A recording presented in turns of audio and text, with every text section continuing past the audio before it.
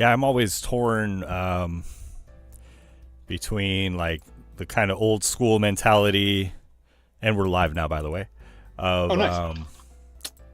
the kind of old school mentality of your character's backstory is kind of what happens to it in levels 1 and 2, Ah, okay. versus like a more fleshed out uh, backstory, which I do enjoy, personally.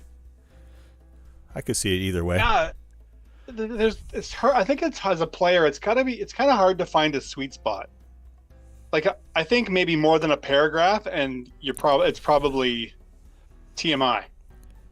Yeah, Like you and can then the think about all those things and have it all kind of fleshed out in the back of your head, but I don't know that it's you're adding any more value other than I don't know. yeah, and then unfortunately, if you play, somewhat lethal game as we do from time to time, we kind of crescendo towards what will, end up being lethal encounters periodically. Sure. Then, your character dies and all of that is for naught in a sense. Well, yeah, and that's part of my thinking too. And it's not just our game, but I think it's any game. Like it's hard. It's because I mean, as a player, I tend to like overthink and like think like um what a character will be, and I think I would be I wouldn't be inclined to play the same character type twice. So so kind of like I have one fighter cleric, and his name is Eric Earlstadter, and he I played him. So I will Right. probably never play a fighter cleric again. Sure. Um, in with the except my so my on the Tuesday night, my main character is a Haragon wizard named Desmond. I will probably never play a Haragon wizard, and I'll probably never play the subclass that he is ever again. That's my wizard of that one. Sure. So as a player, it's you think, okay, this is the only time I'm in my mind at least I'm gonna play this archetype and go. You know what I mean? I mean, and then a lot of people will, I don't know, kind of another old school mentality is you bring in your character's brother when you die or something, who's Yeah. basically the same character. But, Oh yeah. um, yeah, I don't, I think the very first campaign I ever played, my character's name was Jason. Like, there you go. Yep. like all of Yeah. our characters' names were just us. We were just Right, right, ourselves. right. It was like we were playing Ultima. I don't know if you ever played the old school Ultima game. I actually Like an have not. old, No. it's an old like PC RPG, but the premise is basically that the kid is sucked into the game world, and then Oh, okay. and then you're the PC in the game world. Right. Old '80s PC game. For me, I usually, man, I almost always play a dwarven cleric. Really? Okay. And see that's That's totally it just too. my Like people go-to. like Yeah. people other people are probably totally different. Like, no, I could play the same character 100 times, no problem. Yeah, Yeah, I don't know what I'm it, still something going through about it. the Like, I'm still going yeah, through the original PCs and the original player's handbook, and people are diving into all the other new supplements. I feel like I'm still getting a lot of gas out of the original stuff. sure. Yeah, But I and then will say, there's I think my always the. favorite. Sorry, go ahead. Sorry, Ben, I keep interrupting you. Go ahead. No, you're good. I will say, I think, and to contradict myself, I could play an Eldritch Knight again and again. I think Hmm. they're my favorite.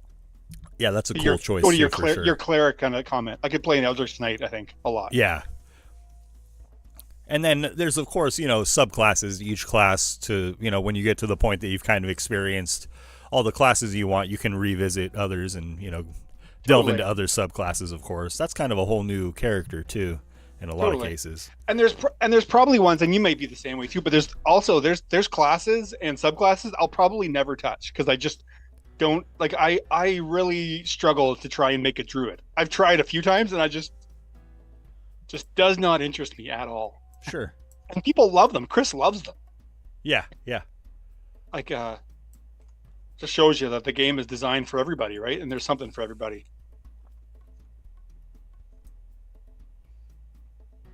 My youngest son is starting a D&D club. Well, he's not. His teacher is actually. He's in a D&D club at school. Oh, cool. He's 10. He's 11. 11. Yeah, but yeah, he's pumped about that. Oh, that's awesome. They're Where gonna was play that some when D we and were in D. school? Pardon? They're gonna play some D&D. You're gonna play D&D at school. Nice. Totally support it. I mean, yeah. I mean, build imagination, learn how to do some math, fast math. You know. Yeah. I mean, I wish I had known about D&D before I graduated from high school. I would have been all about it. I mean, when I discovered that D&D existed, I thought, "Oh my god, this is like the game that I've, wanted my whole life without realizing what that you've been I missing. wanted it." Yeah, totally. Yeah. Yeah, I started in grade 10 high school, Oh, okay, cool. and it was great. Yeah. Yeah, yeah. I ended up when I was delivering pizzas. A bunch of the dudes that I delivered with, they would play D&D. So one of them who ended up being one of my best friends is the one who introduced me and all my other friends to it, and just pretty much been playing ever since. Took a bit of a break before I discovered the vast online community for it, but yeah. Sure. Yeah. I mean, if I hadn't found you guys during the pandemic, I don't think I'd be playing. I'd have a whole empty space on my bookshelf that wouldn't be full of D&D, the new 5th edition books, because I don't think I would have played. Yeah, I don't think I would have if the pandemic hadn't happened. I guess I probably wouldn't have tried to start it. I was just looking for something else to do, Something to do. It's same. That's exactly what I was doing. Yeah. Couldn't go anywhere. Couldn't do anything. And then it's like, wow, there's all these like awesome online resources for playing D&D. Oh yeah, who knew, right? Like, yeah, it's almost a hassle to play in person now. If maybe you haven't tried, like. I thought I was gonna get a game going with a local group who was looking to hire a dungeon master. We corresponded back and forth a few times, but I don't know if they either found somebody else or that just kind of fell through for them. But yeah, I don't know. I have a little desire to try to put together a gaming group because I would always just game with my friends, people I'm comfortable with. And so the thought of like going to my local game store, trying to run for the nerds there or whatever, it's like it would be okay, but I don't know. And then we have like such an awesome group. It's hard to find a group to rival that, honestly. It is true, eh? It's like you once you find something that works, it's almost like you're trying to recreate it, and not because you need to replace something, but it's just like you realize how good it is when you try and other ones just don't quite. Like even just getting people to organize, right? Yeah, that a lot of games have trouble with, like, just are people going to show up? People showing up, yeah. Yeah. What's up, Chris? We are live on YouTube. What's up? I'm here. I showed up. You feeling good, man? Oh, you weren't. That wasn't a shot at anybody. No, I know. I'm just about to. I'm feeling as well. I mean, all things considered, I'm doing. I mean, I'm here. All right. All right. That's all we ask. Yeah. You're not snowed in. Apparently, there was snow in Texas. Yeah. Yeah. And that's not like unheard of. I used to live in Texas when I was a little kid, but I lived in like very north Texas. I was like practically Oklahoma, basically where I was at. And we would get in like the coldest winters, you get a little bit of snow. You get a little, like, not like what you guys get. We didn't get anything we didn't get inches and inches. It didn't stick, but you get a little snow flurry come out and you'd have it for a couple days and then it would just be slushy and messy. Right on, okay. But like, yeah, they got like in Toronto, there was like 50 centimeters of snow between Saturday and Sunday night. God almighty. Yeah. Apparently there was like a Washington DC, like all up the eastern coast. They're just like, people are just shutting down apparently. Yeah. We're just getting it now. We're I think because we're further north, so it's just like swooping up. Yeah. Swooping up. Yeah. So we got the cold weather on the weekend, and then the snow kind of rolled in here last night, this morning. Yeah. And most of the people were getting over it. We had, obviously it's not snowing in Central Florida, but We You can got tell by your T-shirt. Yeah, we got a really good swoop of like rain come through here today, Okay. and it cooled everything down. Yeah. So like the That next was few probably days, the same front, the same like the weather mass I Yeah. was tracking on the radar was huge. yeah, it's probably all from the same effects, but like it's 50 degrees now Fahrenheit here, Okay. which is pretty cold for us. Yeah. And but like tomorrow, what was it? Tomorrow, it's the high is 55 tomorrow. So Okay. again, for us, that's pretty good. That's Pretty pretty cool. cool. It was the high was 72 today, so it's like Okay. Ooh, just taking a Wow. real It's like right back yeah. up, right? beautiful. Yeah, it's a weird like ours does that. When it gets cold, it'll be like it's gonna be 75 today and 48 tomorrow, and then you know, 80 and then next. that it'll be that for a couple days, and then it'll be 80 again. Yeah, exactly. Wow. Did you get snow, Bodie, or get more snow? You have some snow, right? No, not at all, my dear boy. Really? We've gotten no weather. It's been nice and No. sunny and warm. No No- way. You How know is that weather? possible? It's been Wow. a little brisk, wind chill wise, but we have had no snow. You know Nice, what? Okay. It's been wonderful for me at least. Everyone else I know hates it. It's because we usually, we're in like a bowl pretty much, and that's typically why we have our weird times of weather where there's snow in summer or, rain all the time in or summer. whatnot. Yeah, it'll snow in summer. It's happened. It's weird like that in Utah, but it also has the opposite effect, I guess, where everyone else is living in a cold hellscape, like it's Frostpunk. Oh, we're living fine, we're living good, Oh. and got snow on our roads to worry about. We're not sliding or drifting around like people are in Texas. So you guys are just in like a 6 month time warp where you're just like Yeah, it's like slightly fall. off from the main timeline. It's fall right The now, main timeline. essentially. It's It's the only, nice. it's the only what? It's the only rational explanation. I don't know what to Yeah, tell you. it's right. Yeah. I Yeah. just assumed that there would be snow in Utah. Huh? Nah, none that I've seen. It just goes right around. That's great. It got crazy cold here on Saturday though, but it was my wife and I. That's what we decided. We just paint our basement. We stayed in the house and painted. Living like pilgrims during wintertime when you can't go outside and harvest. You have your indoor duties, your indoor It chores. was cold, dude. It was like we went to Costco Saturday morning and the car temperature said minus 32 Celsius, Woo. which is cold. -4. So I'll give you minus 40 Celsius is minus 40 Fahrenheit. They level Yeah, out. that's where it like lines up. Yeah. Yeah. And then it starts going the other way. My son was showing me.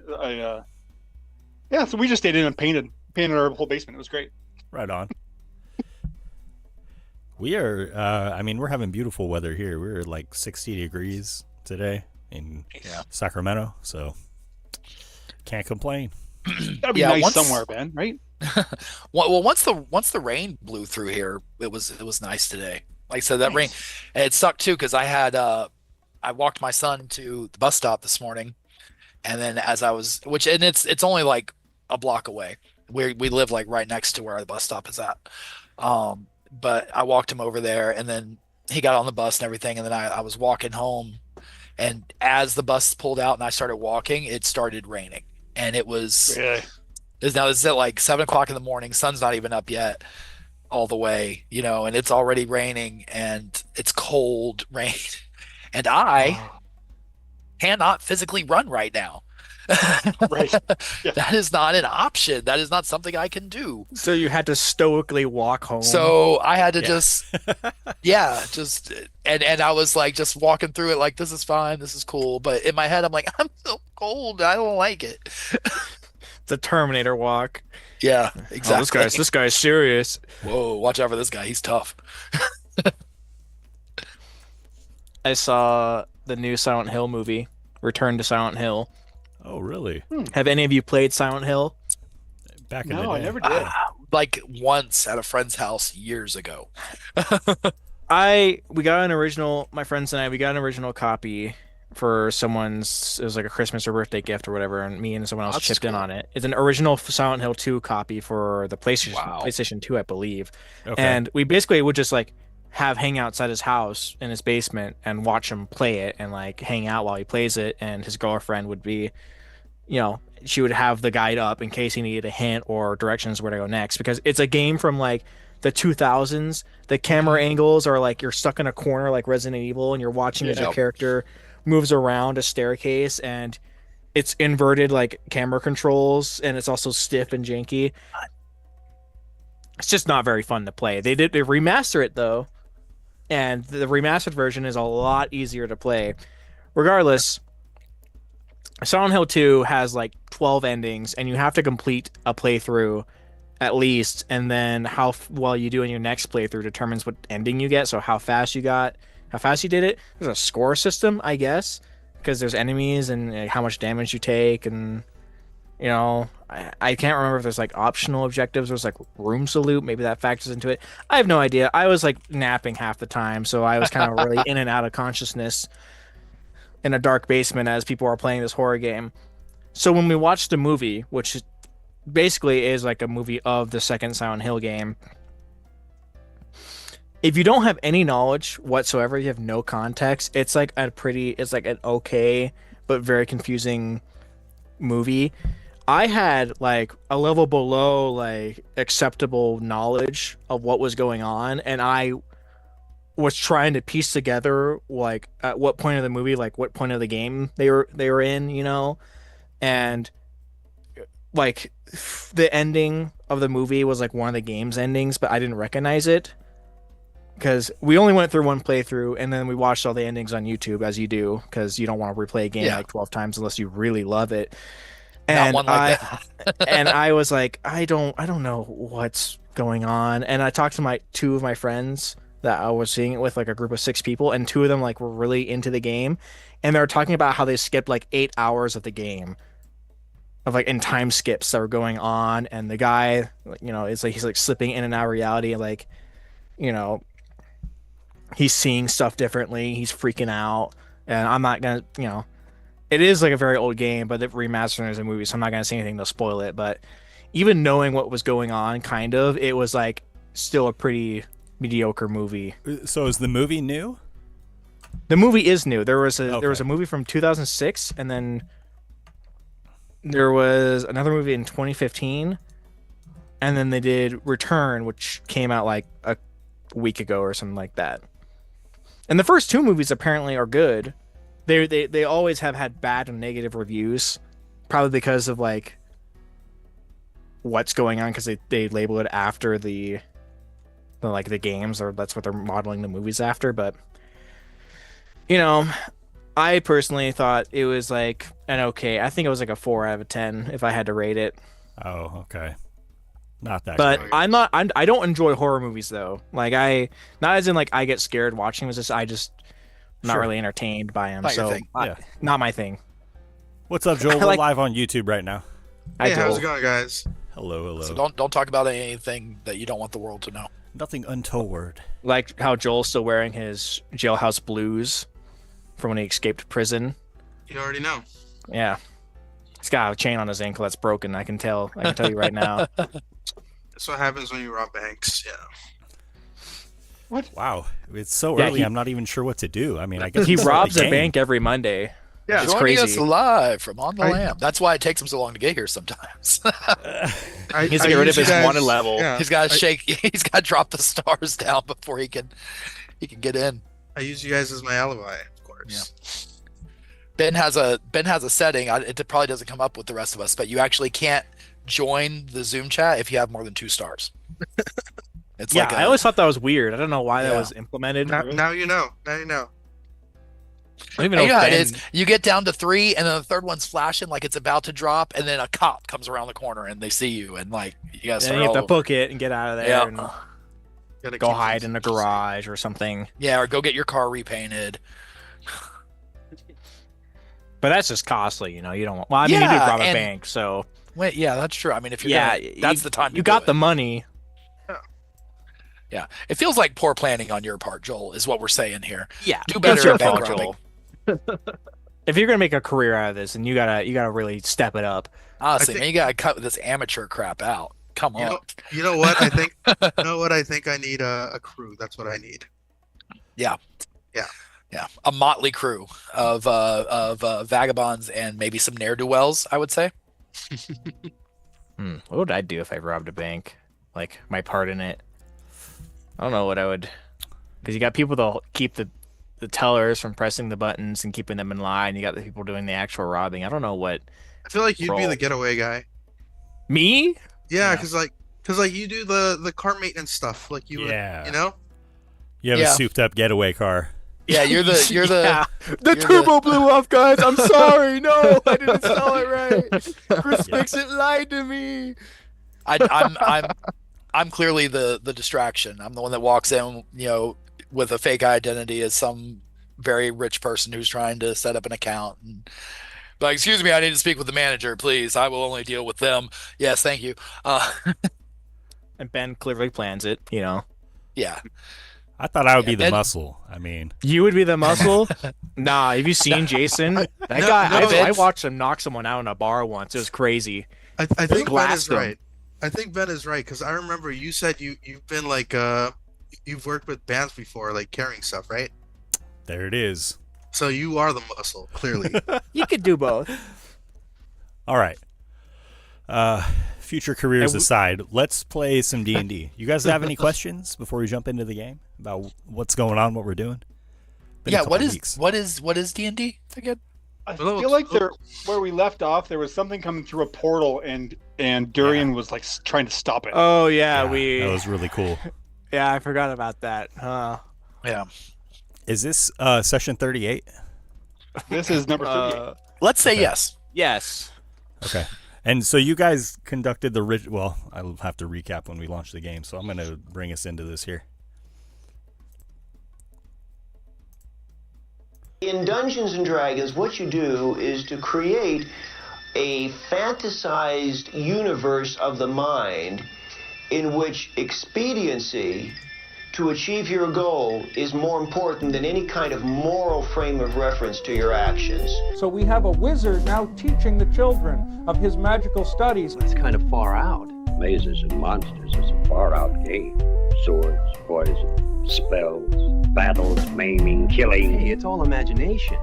Is it? This is the Heroes Era.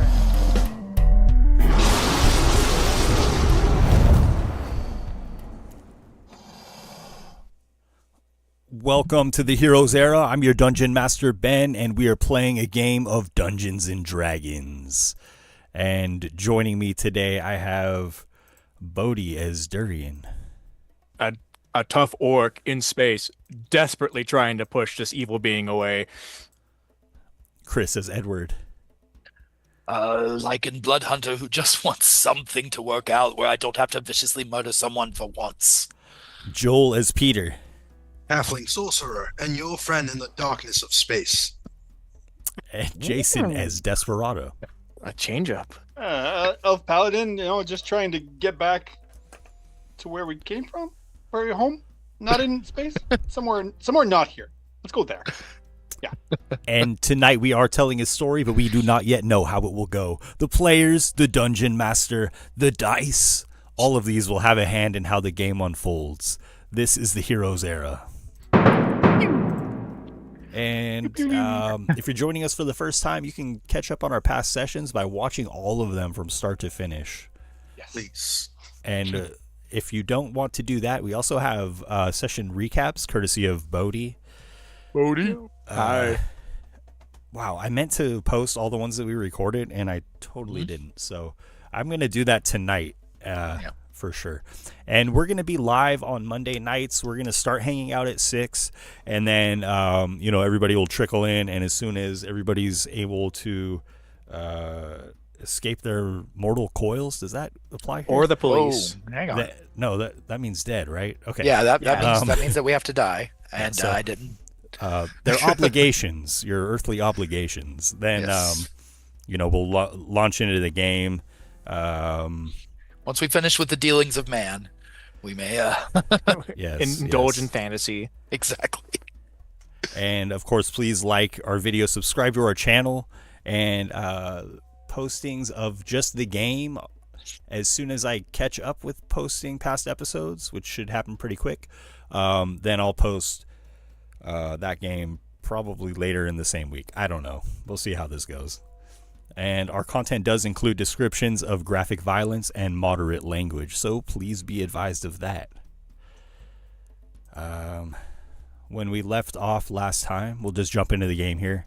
The group of you traveled to another plane to visit the Hall of Shinduris, who at one time was the moon of Gira. Of course, Gira's light is supplied by benevolent dragons who have, sacrificed to give that as a gift to the realm. But Shinduris in ages past was defeated, and so Shinduris' protege, Lunar, took over the role of being the moon, but only supplying a moon once every 10 days, so a little bit of a different program with Lunar. Nonetheless, Lazy Lunar. Absolutely. He's a busy man. Seeking a cure for Edward's lycanthropy, you have traveled to the Hall of the Silver Dragon, and therein you did find Shinduris, who has been trapped here for ages, lost, being abused, having his power taken from him and used, for ill ends. Last session, you guys, at the behest of Shinduris, retrieved a silver dragon egg from basically a hatchery, a clutch of dragon eggs. And you brought it back to Shinduris and performed a ritual that transferred the essence or soul of Shinduris into this silver dragon egg. And after that, Shinduris commanded that you kill him. Too weakened, seeing his hope as you escaping with this silver egg with his essence within it. Not enthusiastically, you did oblige and slayed Shinduris. And did we level up for that? Killing an ancient at some point, I'm sure. I'm sorry. I'll shut up. Go ahead. No, you're good. And so now you guys are trying to escape the Hall of the Silver Dragon, and of course, this temple, this place has been ripped apart by the forces of the Astral Sea. All of the different chambers connected, tethered together by psionic strands of some kind, and you found yourselves in a portal room, a room where rituals are conducted, and as you were figuring out how to activate this portal to return to your home plane, to the material world, the portal was activated from the other side, so to speak. And as it was, an enormous, monstrous aberration of a dragon began to crawl through. And Durian, quick on his feet and quick-witted, thought, you guys had experienced how to control this portal to a certain extent, used his concentration, his constitution to basically prevent this dragon from crawling through immediately.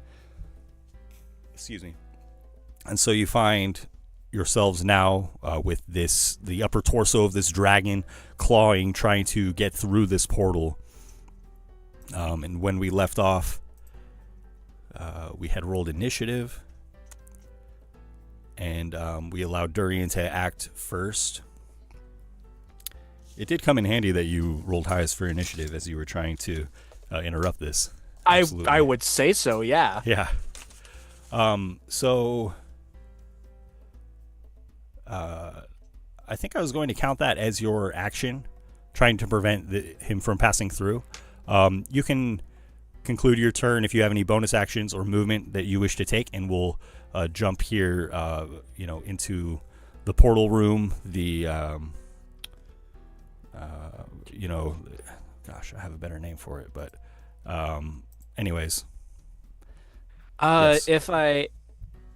Because before it was a constitution check, concentration check, really, to influence the portal to hopefully bisect this thing in half, but instead just keep it from reaching through completely. If I were to rage, would that worsen my chances at concentrating, or would I be fine in that regard? Because I'm not. When you rage, you don't really go feral, not necessarily. Because my thought process is, if I rage, I want to have the best possible chance to like kind of kick this thing through the portal as I'm trying to mentally close it or send it somewhere. Yeah, I feel like this initial contest of concentration between you and the dragon, where you guys actually tied, that's been established. So it would take some kind of action on the part of the dragon, this mutant dragon, to try to, overthrow your control over the portal. Okay. I think as for my bonus action, at the very least, I am going to rage just in case. Okay. Because it's less of a anger and more of like a, oh no, sort of being of upset, and I'll say help, and I'll on my turn. Okay. And I would like to surprised. Who is holding the dragon egg? Did you guys put that in something? Does somebody have control over that? Just to anybody recall? I don't know if we gave it to any particular person. What else have we said? I think put it in Peter's bag of holding. I thought you had done something like that. You have a portable hole. I'm pretty sure. I'm pretty sure we put it in something. Yeah. Something like that. Okay. Peter carries the bag of holding that has the dragon egg in it. Yeah. I think that would be safe to say yes. Okay. Yeah, just want to establish that. Cool. Yeah. And Durian, as you have interrupted this ritual to activate the portal, you all feel the ground beneath you that you stand upon, this lone chamber of the temple. It begins to tremble and shake, and you see the ground that you stand upon begin to crack, large, deep cracks forming in the stonework and the foundation of this platform. And next is Desperado. Well, this dragon is trying to come through a portal, and Durian is basically trying to will it away. Doing my best. Yeah, and so far he's succeeded in preventing it from crawling through as the portal has constricted around the creature. Okay. So I probably couldn't stab it from here. Like it's not on our side right now. Oh, so essentially it's like its upper torso has made it through the portal, and then Durian constricted the portal around it, so it's been unable to pass through, and it's like clawing at the ground, trying to get at the group of you. Is cosmically lassoed right now. Exactly. In that case, I'm gonna get in there and I'm gonna get in there and stab at it. And in doing so, kind of like drawing, I've got my shield up, and I pull out my shield's on my layer, and my rapier out, and as I come in, reciting some words of magic, I'm going to try and do a special smite if I hit it, but I'll try and hit it first. And is this thing evil? Man. Is it evil? It's an eldritch horror. It feels like it. Mechanics. It is evil. Absolutely. It's not. Okay, cool. I have advantage against. In addition to that, it has the green scales of a green dragon, which chromatic dragons tend to be quite evil. So yeah. Okay. Doubly so. Okay, cool. Yeah. So it is got the fruits of a green dragon. I'm coming in with my my rapier, and I'm going to try and destroy it. So my first jab with my rapier. With advantage, that's 14 to hit. Okay. That will miss. Okay. On the comeback, I'm gonna try and my second attack. I'm gonna try and do the same thing. Come on, that's 22 to hit. A 22 will hit. Absolutely. Okay, cool.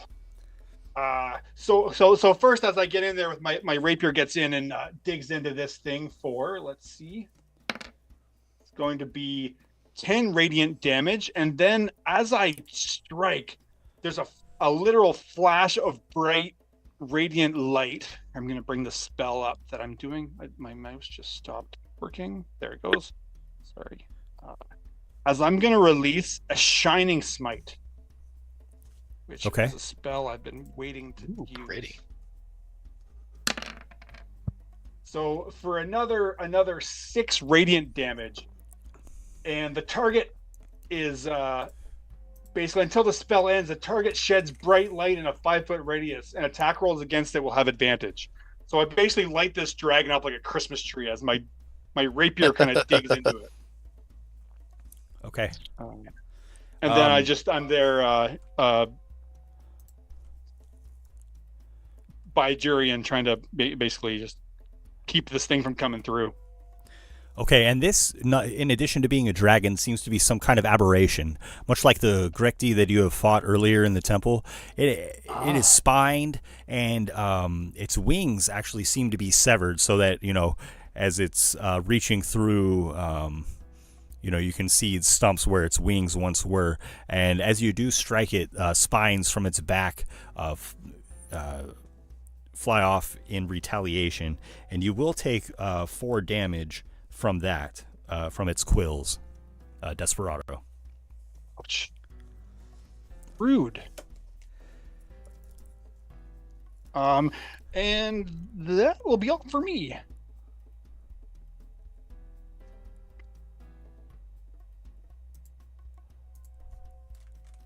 Next, I believe, is the thing. Or Peter. They both have the same. Or no, I think the. Oh, were they tied? No, shoot, sorry, my bad. I was really hoping I'd get to go ahead of the dragon because I have something. I think Peter doesn't go first, unfortunately. I am not. I think it has a higher bonus, right? Look, guys, I'm trying to write the initiative here. I have no idea what it really is going on. I was going based off of Bodhi's initiative order.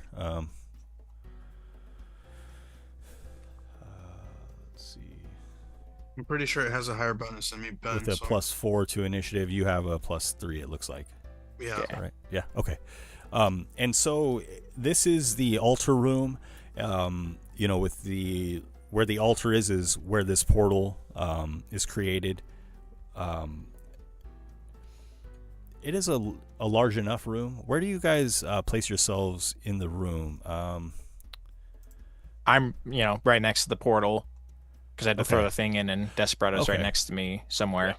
It seems like the group of you were pretty much close to the portal here, because you were all analyzing it, trying to figure out how it worked. The dragon breathes in deeply, and noxious fumes come out of its mouth as it exhales its poisonous breath. If you guys would all please make Constitution saving throws. Okay. I have an inspiration that I'm going to use for this. I was going to ask, we've had a short rest at this point, right? Does not feel like something I want to risk. I believe you guys had a short rest at one point during this. Over the course of the ritual that you conducted with Shindoris, that counted as a short rest. Yeah, because I am full health. Nice. I don't know how I would have been otherwise. I might need to roll some dice on, Ben. Also, I'm assuming that we're close enough to Desperado for his bonus. Yeah, you have to be within 10 feet. Ooh. Well, I like the color of those dice. So that's a 16 total with his bonus. Yeah. Oh, wow. Okay. I got a 20. Yeah. Oh, I got a 24. Desperado and I both got 24. It's kind of just Peter, Okay, you guys all beat the save, so you'll take half damage. Not a great roll. So half of 31, so 15 damage, poison damage. That was a lot of D6. 12 D6s, guys. Holy crap. As a reaction, I'm going to reduce the damage on.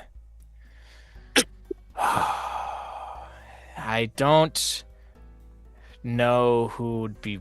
I think I'm gonna do it on Peter. Because he's just a little guy.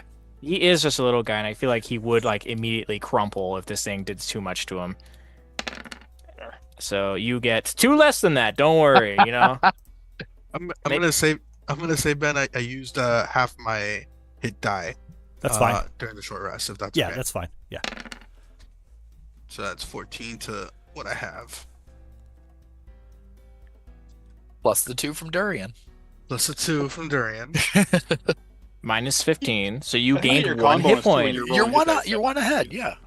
Hey, You get your Constitution, Joel, for your when you're rolling hit dice. I'll take it. Yeah. I'll take it. That's what his plus That 6 that was is. with my con. Oh, cool. I'm sorry, I missed that. Yeah, he's Yeah. just a weak guy. He doesn't have. I'm just a Little guy. little He's not guy. a I'm weak just guy. a little He's guy. just a little And guy. after the dragon aberration sprays its poison breath upon you, Peter, it's your turn. It's my turn. I'm gonna cast a spell at him, because I didn't like that bend. Okay.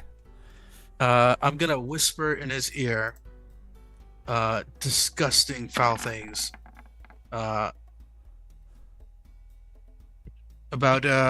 the abomination that it has become, and how its flesh should rot, and how its blood should burn inside and boil within its veins. And I'm gonna cast Dissonant Whispers. A 9 will fail the save. So it is gonna take some psychic damage. Okay. Joke's on you. It's into that. Oh, it's so into that. It's healing. It's a filthy creature. Yeah. Love that. So that's gonna be pretty good. Ooh, that's a good roll. It's gonna be 16 psychic damage, and it is gonna be forced to flee if it's able. So what I'm trying to do really is try to force it back through the portal, back into where it's coming from. Okay. As the dragon seems to rethink its purpose, it tries to push itself back through the portal, but it seems to be caught here, apprehended, immobilized. Is there any way? Because I'm not a magic caster, but I started the ritual by giving this portal money to open. Is there any way I can influence it to loosen so it can leave? Or have I just basically press a button on an elevator and it's just going to do what it's going to do? On your turn, you could try to make a difference in this, but again, it was based off of your contested checks, essentially, so kind of establish that as a framework for what was going on. Okay. So, irregardless, though, it has used its reaction. So please keep that in mind. It might come up. Oh, okay. Sounds good. Dang, okay. I was saving that. That's good to know. Is that all from Peter? That's gonna be the end of my turn. I'm just gonna use my movement if I can to try to get some cover. Okay, there are statues on either side of the altar stone or statues at the very back of the room. Are any of them big enough to give me 3/4? Yes, all of them. I'll take that. I will take that, yes. Okay, do For you a want to low move guy. to the ones close to the altar stone or to the ones at the back of the room that are further away? Maybe 30 feet back or so. Let's do that, yes. Move further back? Away, yeah. Okay. Okay. And next is Edward. Okay. So, does it see? I know the dragon is kind of fighting back and forth. When he came through, they did the contested concentration thing. Does it seem like the dragon is this creature or whatever is still trying to focus on something or concentrate on something to try to? I don't know if there's any way I could tell that without. What's your intelligence? Your base intelligence score? 14. It's +2. It's the smartest we got out here, so. It is. If anyone. Perhaps the dragon isn't the one who's casting the ritual to open the portal, because it hasn't seemed to try to, use any kind of magic Stay focused of or its own sense. Yeah, Okay. to subvert the effect that this portal lassoing it is having. Okay. I have a thing for that can deal with concentration, so that's why I was asking. Okay. But I will not use it because it doesn't seem like it's really going to do any good. So, instead, we will start off as we always do when I'm caught off guard. I'm going to use my turn to go ahead and shift into my lichen form and also activate my my Crimson Rite. Let's go with Rite of the Flame. Let's change it up. Let's do some fire. Okay. So instead of the usual like cold, like icy form of that where my blood like coats over and starts to freeze, this time it's like a boiling, scalding as I cut into myself, where it like it's almost like a boiling mass that comes out and coats Ew. on it. Okay. Yeah, it's gross. Yeah. but like in a cool way though. Yeah. And that's action and bonus action. That's my turn. Let me roll my my Crimson Rite damage. Low money. 3. All right. I'll take that. And as the battle continues, the floor of the temple cracks more severely, and actually there's a violent tremor as chunks of the platform rip off, break apart, fall away, and it seems as though those parts that are tethered to the other distant chambers of the temple are pulled in that direction, so that this platform is split into call it 10 pieces, and many of them drifting away, others being pulled violently by those kind of psionic webs that are tethering the Hall of Shinduras together. Peter, you find yourself furthest away from this, and actually the part of the platform that you are standing upon is pulled violently away from the encounter, and you find yourself more so than drifting, actually moving quite rapidly, standing on this platform. And will everybody please make for me a strength check or athletics? Athletics is better than nothing. Me too, Ben. Yes, please. Oh, I forgot to turn off my advantage, so that's a 7. Okay. This is the ground is kind of pulling away from us, Ben. Is that essentially? We're trying the platform is broken into many pieces and is kind of shaking violently, trying to maintain your footing with this with this check. That's 11. Let's see. That's actually pretty good for me. It was 17 and it changed to 7. Okay. Edward, Peter, Desperado, you find yourselves knocked prone, fallen to the ground as the temple is breaking apart around you. And Peter, you find yourself suddenly, 60 feet away from the brunt of this action here. And next is Durian. All right. Peter can probably fly back. He's a smart lad. He'll probably figure it out. I see this green, weird spiked dragon thing that is glowing with some holy light on it and is stuck and cannot move. And Durian doesn't think it would be a good idea to try to mess with the portal as is, because it would either go very wrong or he wouldn't have the coordination with his teammates as they are prone to do any type of cool move. So he's just going to try and lay into this thing with his axe and hopefully keep his attention on him so that the others can get back up and get close. So he's just going to make some attacks at advantage. This time not recklessly because he doesn't have to. How wonderful. I have an 18 for one and a 22 for the other. Both will hit. Okay, make sure my rage damage is turned on. Yes, we are. I'm not doing any fancy stuff. Nothing like that. It's 15 slashing and then another 8 slashing on top, which is a total of 23. As I'm hitting him with this bloodthirsty axe, cutting him away, I'm saying, "Get out of here! Leave! Go! Get! And as I do that, the cuts that I open up, the spectral ancestors, which seem at home here, maybe, I don't know, are pulling at the cuts, trying to agitate it. Quills make it from focus on the me.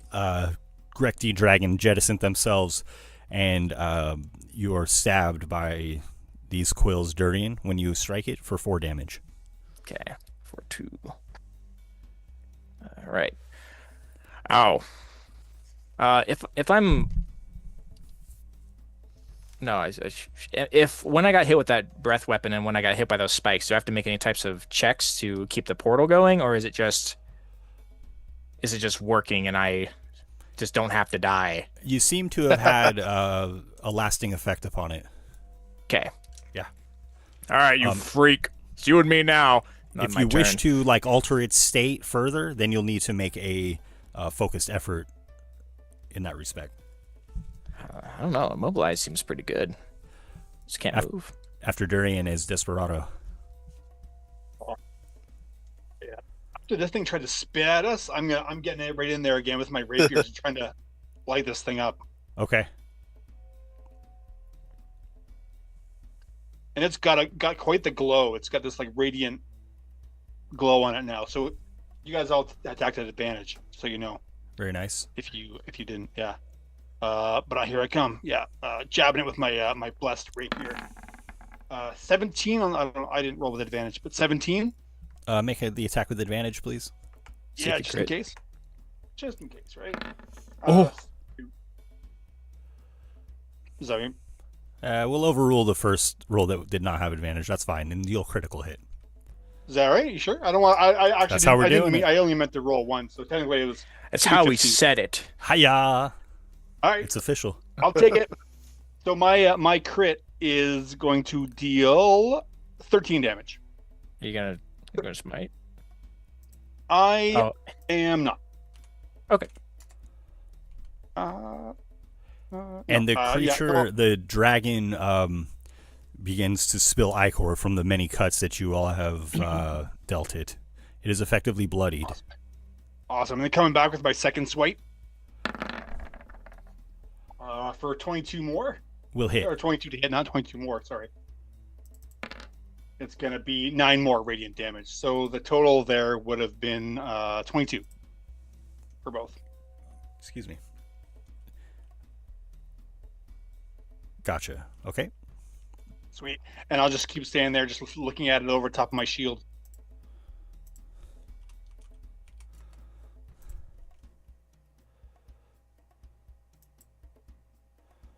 The dragon looks about worriedly, in great pain, and fills its massive lungs with air, trying to recharge its poison breath. Wow, okay. Stuck with no way out, no escape, it lashes out violently. If he tries to attack Desperado, it's at disadvantage. Thank you. It will attack Durian as it tries to rend you with its claws. 27. Hiya. Oh, ow. 14 will miss. Yeah. And a 24 will hit. Okay. Yeah. Hang on. On the 24, can I use my reaction to try to reduce that roll to see if I can make it miss? Yes. So you want me to reroll the 24? No. I'm gonna roll a d6 and subtract it. Oh, cool. I know this is a thing that I've had forever that I always forget to use. So, wow. Well, I don't know if that's gonna be enough. Does a 19? I mean, yeah. I guess even if you max it out, it would still hit me. Oh well, I guess that was a waste then. I thought you had better AC than that. You know, good at least to get in the practice of using it. You know. Way to let me down, Durian. Hey, look, man. I'm sorry. All right. No, man. Just go buy a shield or something, okay? I do have a shield. I just can't use this with a shield. God. So from the crit, you will take 29 damage. What type of damage? 16 slashing, 12 poison, and we'll call it 13 poison. All right. So, sorry. Say those numbers again. 16 slashing and 13 poison. So okay, 13 plus 29. 13 plus 8, that would be 21 damage. Can I use my spirit shield on myself? Or is that another creature? Another creature. Okay, so I'm and just the taking second this. hit will deal 13 slashing and 6 poison. And that. And then another one of those. Ooh, ouch. Ouch. That hurt. And Even Peter, with raging, it's bad. as the Hall of Shinduras, the altar room is split apart into many pieces, you find yourself cast away into the astral sea, 60 feet away from your allies, from the platform that, large chunks still exists around the altar stone where the rest of your allies are. It is your turn, Peter. I'm gonna try to use my movement to make my way back if I can. Okay. Yeah, absolutely. Okay. Is there a check for that? You can just use your movement to try to launch yourself in that direction. Okay. And then with my action, does Durian look bloody yet? No. Okay. No one looks bloodied yet, right? I don't think so. Okay. In that case, I'm gonna save that for something bigger, and I'm gonna burn 4 sorcery points to create a warp in the space and summon a monstrous aberration of my own. Uh-oh. On the astral plane? Mm-hmm. You're doing it here, of this place. I know. It's like a neighborhood like 2 blocks that way. A guy gets a letter in the mail. Yeah. He's like, "Oh, I got summon duty." Oh. This thing just hops on its bicycle and comes flying down around the corner because it's At least it's close. He calls, "I summon thee," and he's just like, "Yeah, what's up?" So you choose Beholderkin, Slat, or Star Spawn. I'm gonna go ahead and use Beholderkin. I need a mount. Hey, yeah, I know you're powerful and all that, but I kind of need you to, and you're my bus. Can we play horsey? Are you gonna hold on to like the eye stalks like they're handlebars? Do Of you course. have stats for this creature that you summon? I do have stats for his attack and health. Yeah. Okay, cool. Yeah, I haven't seen this before, so that I can remember it anyways. That's cool. So armor class is gonna be 15 Okay. and 40 hit points All right. with a fly speed of 30. Oh, very good. Okay. And so it acts on your initiative count, but immediately does. after you. Okay. It does. So it's gonna make 2 attacks at this level. For psychic. Sorry. For an eye ray. It's Okay. a range spell attack. And did you summon this creature next to yourself? Yes, actually, just below me. It's gonna be Okay. literally a mount for me. Cool. So it's gonna be 2 attacks, like I said, with my spell attack modifier, and a range of 150 feet. So I'm just gonna use my normal spell attacks, and I'll roll the damage manually, if that's okay, Ben. Yes. Okay, so I'm just gonna use the firebolt.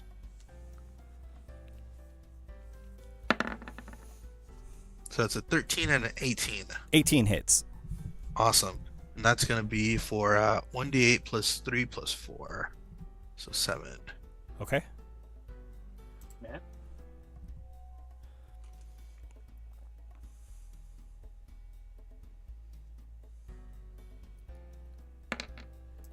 For 11 damage.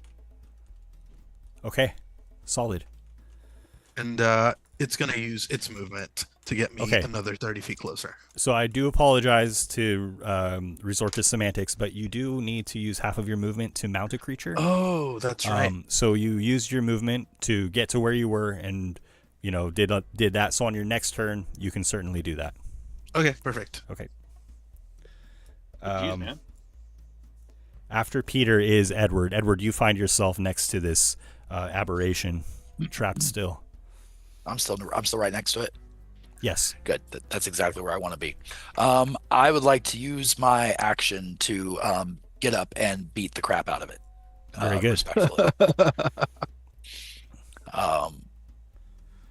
Where the heck did my character sheet go? There it is. Hiya. Boom. Okay. I'm assuming that one's gonna hit. Yeah, 25 That's hits. what a crappy roll. 4 fire and 6 slashing damage on that one. Okay. Next up is attack number 2. 16. That's probably not gonna hit. Oh wait, I have advantage on him, right? Yes. You do. Yes. Because he's glowing. Okay. It's glowing. Yep. So 16. We'll miss. Okay. And then I'll use I'll go ahead and use my bonus action attack as well. But does a 15? Oh wait. Advantage. 17. 17. 17 will miss. Dude. Don't worry. It's one tough mofo. We're rolling it out. We're rolling out This the AC. We're Dragon figuring it. Okay, I would also like to do how much, because you said everything sort of broke apart. So how much like floor space do we have around this thing currently? In it's kind of like a jagged platform, perhaps 10 to 15 feet in either direction, and the 2 statues next to it still stand next to the altar. Okay. Then I will I used half my movement to stand up. So I'd like to grab the edges of my cloak and just float and kind of back away about 20 feet from the dragon. Okay, and this will provoke an attack of opportunity? It will not, because I have the mobile feat. Okay, thank you. As long as I've made an attack, I do not provoke opportunity attacks, whether I hit or not. Cool. After Edward is Durian. Well, I'm sorry, little man, I say to the dragon stuck in this portal. You can't leave, and certainly not going to leave alive. You're going to leave in my hole, my portable hole. I'm taking you with me as a trophy. Whew, and I'm going to swing Leave into in it. my hole. You're getting keistered, little fella. Durian just say he's gonna put the dragon in his hole. Yes. He did. Okay. It was an unfortunate choice of words. Gotcha. You guys looked into it, right? Not me. I tried to go past it. But... We don't shame here. It's fine. Certainly, It's No fine. judgments. No judgments at all. No right. judgments, just clarification. That's all we were asking yeah. for. Yeah, I'm always happy to give clarification. My goodness. I'm going to hit this thing twice with an axe. Okay, All right. let's see. Unhinged. Save some for me. The 19? A 19 will hit. Okay, I'm going to add a bloody charge onto this as well. So this plus a d10. Nice. Ooh, certainly needed it. It's low down. Oh, Oh, okay. oh, 9 together. All right, well, that's what the second attack is for. We have angered the dice gods tonight, 18. man. Hits. Okay, 18 is the AC. We figured it out, everybody. Thank you, Bodhi. Appreciate it. Dialed it in. And we dialed it in. Thank Chris. Hey, you're for welcome. your efforts. I did Yeah, a lot of that work for you. Thank you, man. And I'm gonna use another bloody charge as well. It's my last one. Ooh, ooh, a little maxing out here. 18 plus 5, which is, I believe, 23.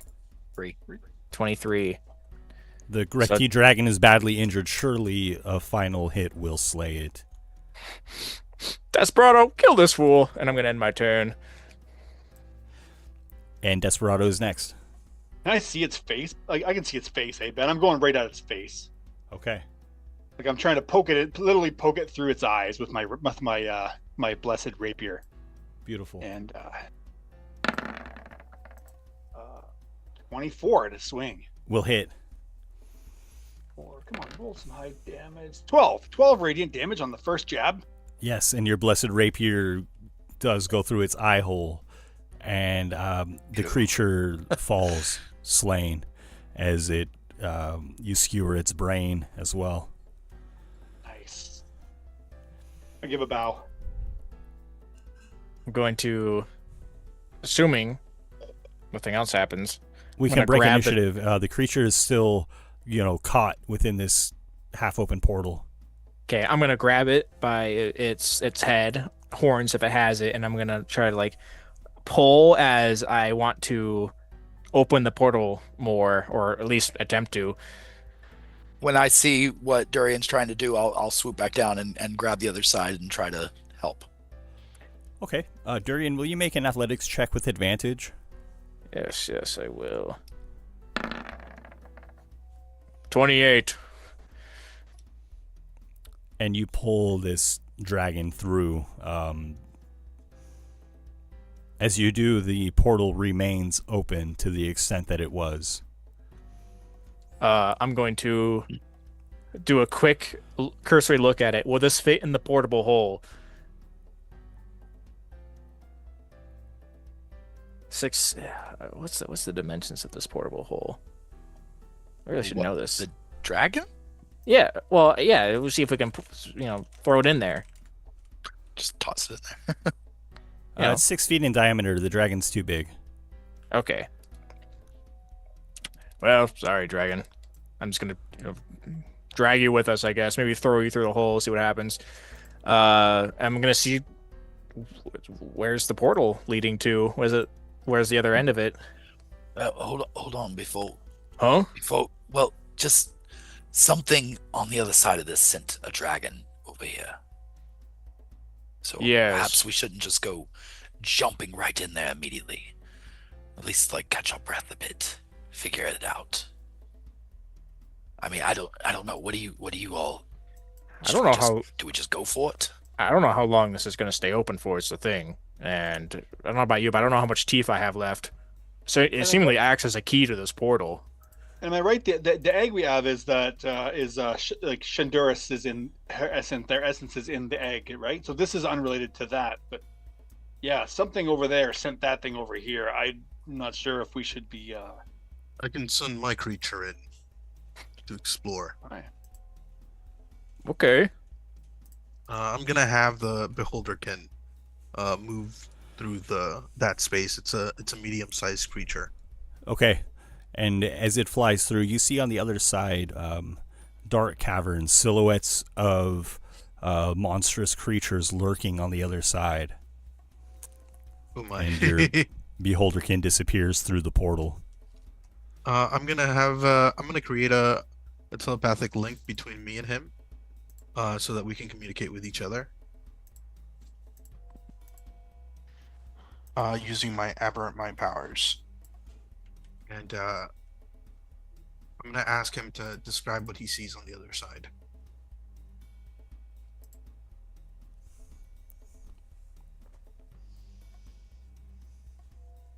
That would be through telepathic speech.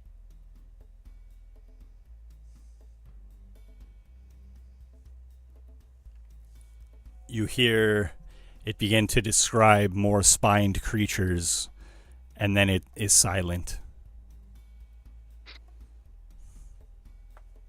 I'm gonna describe to my group what it sees. Well, is this the portal that we opened through our imagination? Because I feel like we had to use this to find our portal home. Is that not right? yes, we were thinking of a bunch of different places, and I think that just hijacked this Right. somehow. So It looks like those things we fought earlier. Should we try to Right. close this Can down? we close this? Can we close this door? And Maybe I can just try and change it. See if I can mentally change it to where we want to go. If you don't think they're gonna come through. I don't. I mean, I think we are in better spot if you just close this one and we open another. Yeah, but it's like a lot of money, though. It would be wise to act quickly before anything else comes through. And all that money is useless if we are dead. As far as I back, man. Okay. So I have money. It's fine. I'm gonna bring him back into our side. It appears fruitless. The creature must have been slain. Oh wow. All right, I'm gonna close it, and I'll just say, "Close," as I kind of just look at the portal. Okay. Make a Constitution check for me, please. Okay. It's not as easy as just saying close. Oh, You no. forgot sesame. You didn't say please. Yeah, 16. It's not bad.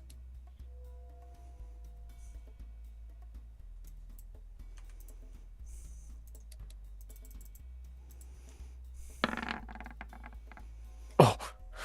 Oh no. Oh, no. The portal begins to expand slightly. Oh no. Oh, Close, no. close, close.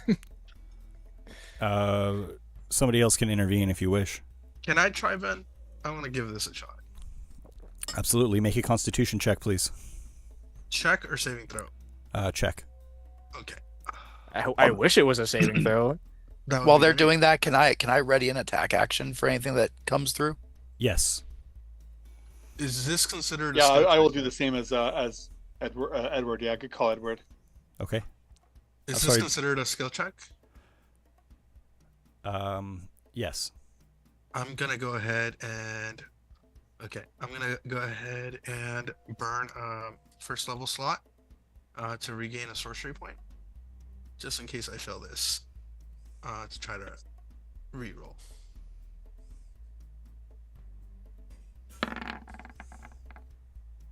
I'm gonna. What? I'm gonna. Well, gonna you go know, ahead- but you I'm may gonna- not know. I'm gonna go ahead and say that's probably a failure and try to reroll. Okay. So I'll burn that sorcery point. Okay. I feel like it's pretty safe to say it's a fail. 17 is 17 better. Roll again for me. As you one feel more. something contesting your will on the other side, Oh no. your fortitude. Okay. Better. Oh my Oh, god. wait, no, that's not his That's roll. not me. Okay. You can beat that. Yeah. You can beat that. Yeah. No. No, back. No. Worse. No. Worse. Much worse. Hey, you two want to give this a go? Should I try to jump in there and break concentration? Like I could do a What? quick jump in and do it and jump out? My only That's- only worry would be as if Darian or one of us are able to regain control and then we close it with you behind it. Well, not to mention how immediately that Beholderkin disappeared the second it went through Right. there. So there's definitely an immediate threat.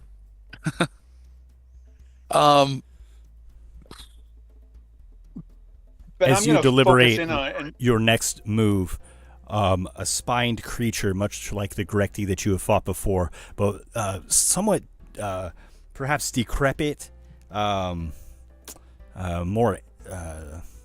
angst-ridden, jumps through the portal and presents itself before you.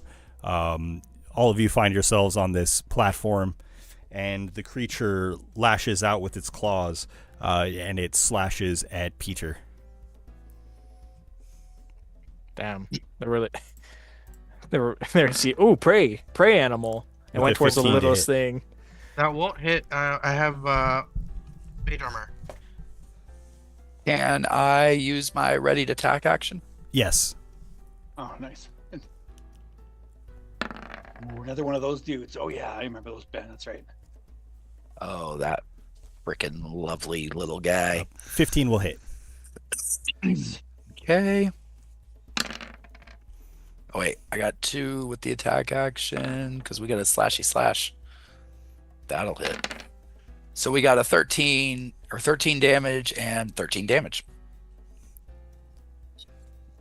The creature is bloodied. Desperado.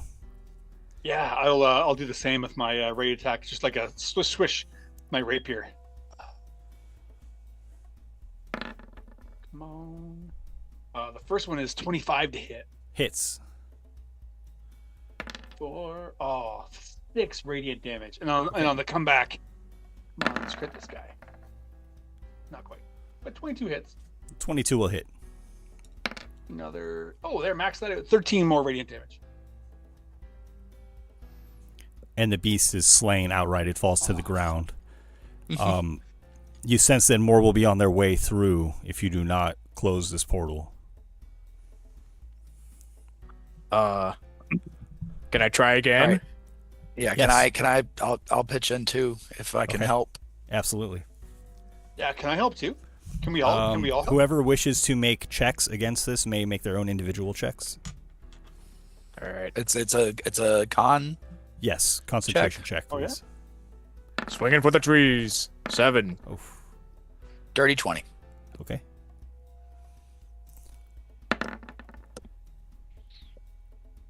I don't know why I rolled advantage 6. Wow. Shoot. Okay. Well, surely Peter can.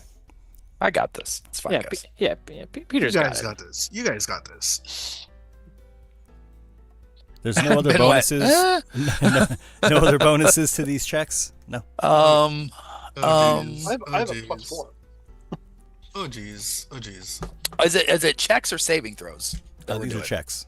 They're skill Okay. checks, yeah. Peter, why I don't you give it a roll? You know, Yeah. you could crit. You quit. Hey, there you go, Peter. Okay. I feel like a crit beats out a bigger modifier. The portal begins to shrink, constrict, and it does so rapidly and blinks out of existence, disappearing. The portal has been closed successfully. Now, All right. surely the creatures on the other side will be, seeking to reactivate this portal, but as you've witnessed from your end, it does take effort and components to do so. All right, so we need to act quickly and get the correct portal open so that they get a busy signal when they try to call back. All right. Where do we want to go? The temple? Yes. Yeah, simple. Okay, all right. And I'm going to take the last red tooth I have, and I'm going to place it in there because it seems to make it work. I don't know. This thing's not money, but And you have not Like yet to- used one of these, the teeth yet, right? From the I red hat. have. It was to deal with the dragon because I was Okay. panicking and I was like, and I But threw not it on in there. the altar, right? No. Right? I threw it at the portal as things were going sideways in an effort to keep it from going bad. Because I think before we put some money in, and Yeah. we're like barely able to see different places, but it wasn't fully open. Okay. And then something happened. As you place the a red cap, excuse me, not red hat. You place the red cap tooth on the altar stone, and a portal appears, vibrant, powerful. On the other side, despite your focusing on the Temple of the Moon, you see a vast forest of towering trees, an endless jungle, and you all are familiar with the Feywild. And this portal leads to the Feywild. Okay, so it's all right. It's fine. It's fine. We know how to get back from. We can figure out how So- to get back from We're there. good with this. It's You might- easier for us to escape the Feywild than it is to escape this. You might deduce that the portal's location is dependent upon what kind of riches you place upon the altar stone. Oh, Well, I mean, think we just put some money on here and get back to the temple. honestly, I think that's worth it. yes, yeah. Close this down, and I've got money. I'd we rather can be where we add are to than it. be back in. Yeah, I ain't dealing with this. I'm gonna try and close the portal. Okay. Sorry, The portal I'm- closes. I'm sorry, guys. I'm just in a bit of a panic mode right now. I just want to get out of here. I don't want to go back there. We did not fulfill a deal. And so you had discerned that around 1,000 gold pieces worth of tribute should open the portal completely when we last played. So is that how much gold you place upon the altar stone? Do we have that between? I have about 500 on me. I Do you guys have- throw down 70 pieces of platinum and 300 gold. Oh my. Okay. Okay, and all of this wealth was obtained on the material plane, or at least, Right. yeah, it was. Yeah, I don't think we robbed anybody in the Feywild. Yeah. And as you focus I did. on your desired location, which is the Temple of the Moon, sure enough, on the other side of the portal, you see the courtyard begin to materialize, the very courtyard that you left, not too long ago to come to this place. Quickly through my go through. Well, let's get in there, guys. Yeah, Sure. get in there, guys. I'll make sure you guys get through, and I'll go in. I'll exit last. Yeah, I'm like I the don't- first I one don't- out, man. I don't want to be here anymore. No. I want to go home. I want to go home. I gotta be back by supper. And will you guys please make Constitution saving throws? Oh no. Okay. All right. Well, Oh, that's boy. better. We get the +3. So that's gonna be an 18 for me.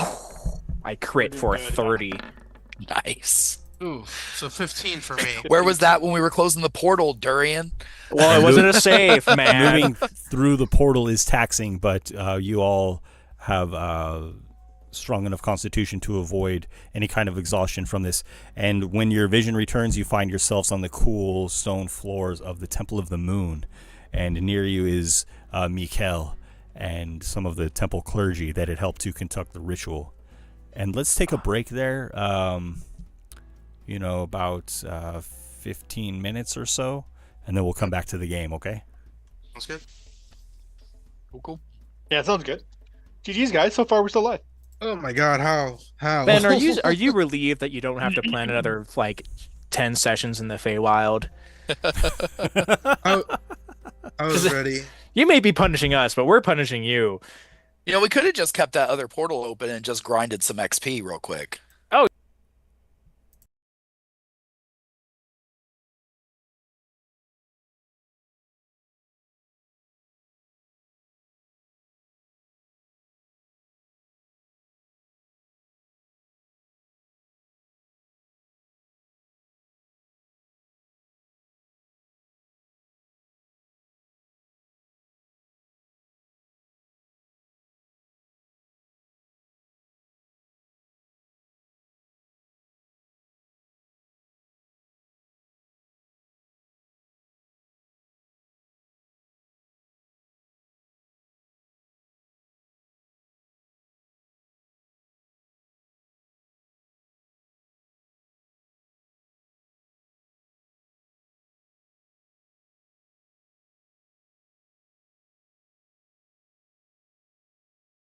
Very well.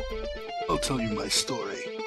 But I do hope you're clever enough to understand that every tale we're telling is half-truth evolution. I am Peter Underleaf, born in the gutters of a city that burned, but reborn from the ashes of men too proud to look beneath their own boots. Gold changes hands easily when whispered promises come with a smile, and a dagger behind the curtain. I built empires on secrets, toppled houses with forged letters, and seduced my way half the nobility with nothing but charm and conveniently timed scandals. And yet here I am, see. The Fae, those glittered-eye monsters draped in beauty, don't just steal children or mislead lost travelers. No, they steal stories, and I was too interesting to resist. One moment I was slipping poison into the goblet of a lord's masquerade, and the next I woke in groves of singing trees, the ground breathing beneath me, and a voice like moonlight in my skull. Call it the court of glass, the theater of torment and Fae wager on more. They were as if they were chess pieces. Now I fight with not sword or strength, but the most dangerous weapon I possess, my mind. I intend to survive this ridiculous game, not just survive, thrive. I've already begun sowing seeds among lesser archfey, whispering doubts, stoking rivalries, and even here power has cracks, and I plan to climb through them.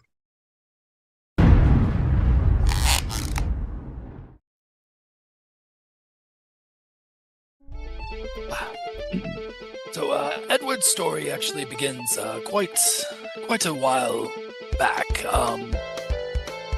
His early life was a very simple one. He lived in a quaint, unremarkable house in a quaint, small, unremarkable village, with just him and his lovely bride. was a simple but a happy existence. Till one day, fortunately, when I was on my way home and traveling alone, and I was attacked, captured, and held for a very long time by an archfey in the area who,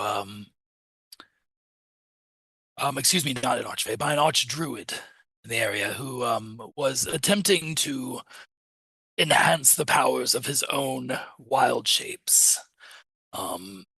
But in order to do so, he was trying to perfect some sort of concoction to accomplish that. I served as his guinea pig. We went through several different versions of it until he found something that sort of worked. It transformed me into a ferocious monster, and I immediately bit his neck out. I escaped, found my way home, told my wife of what had happened, and she called me a monster, said she would not have that curse near her, and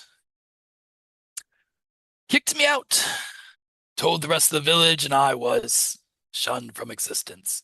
So in a desperate attempt to try to regain and reclaim my previous life, I searched for anyone that could help me to remove this curse, and that eventually landed me right into the lap of a particular archfey who made a deal with me. Said that if I removed any and all monsters that existed within a cavernous area, that I would be free of my curse. I foolishly accepted this deal and went about my way. Not realizing, of course, that myself being within these caverns made it, in fact, full of monsters, because me. I did eventually figure out this plight. Unfortunately, it took several centuries before I realized that I had been fooled.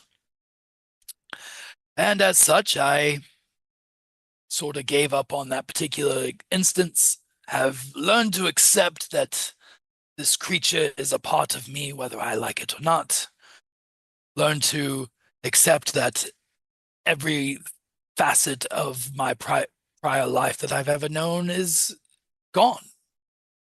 And I've replaced all of that with a burning desire for vengeance that can only be sated by the blood of the archfey that did that to me.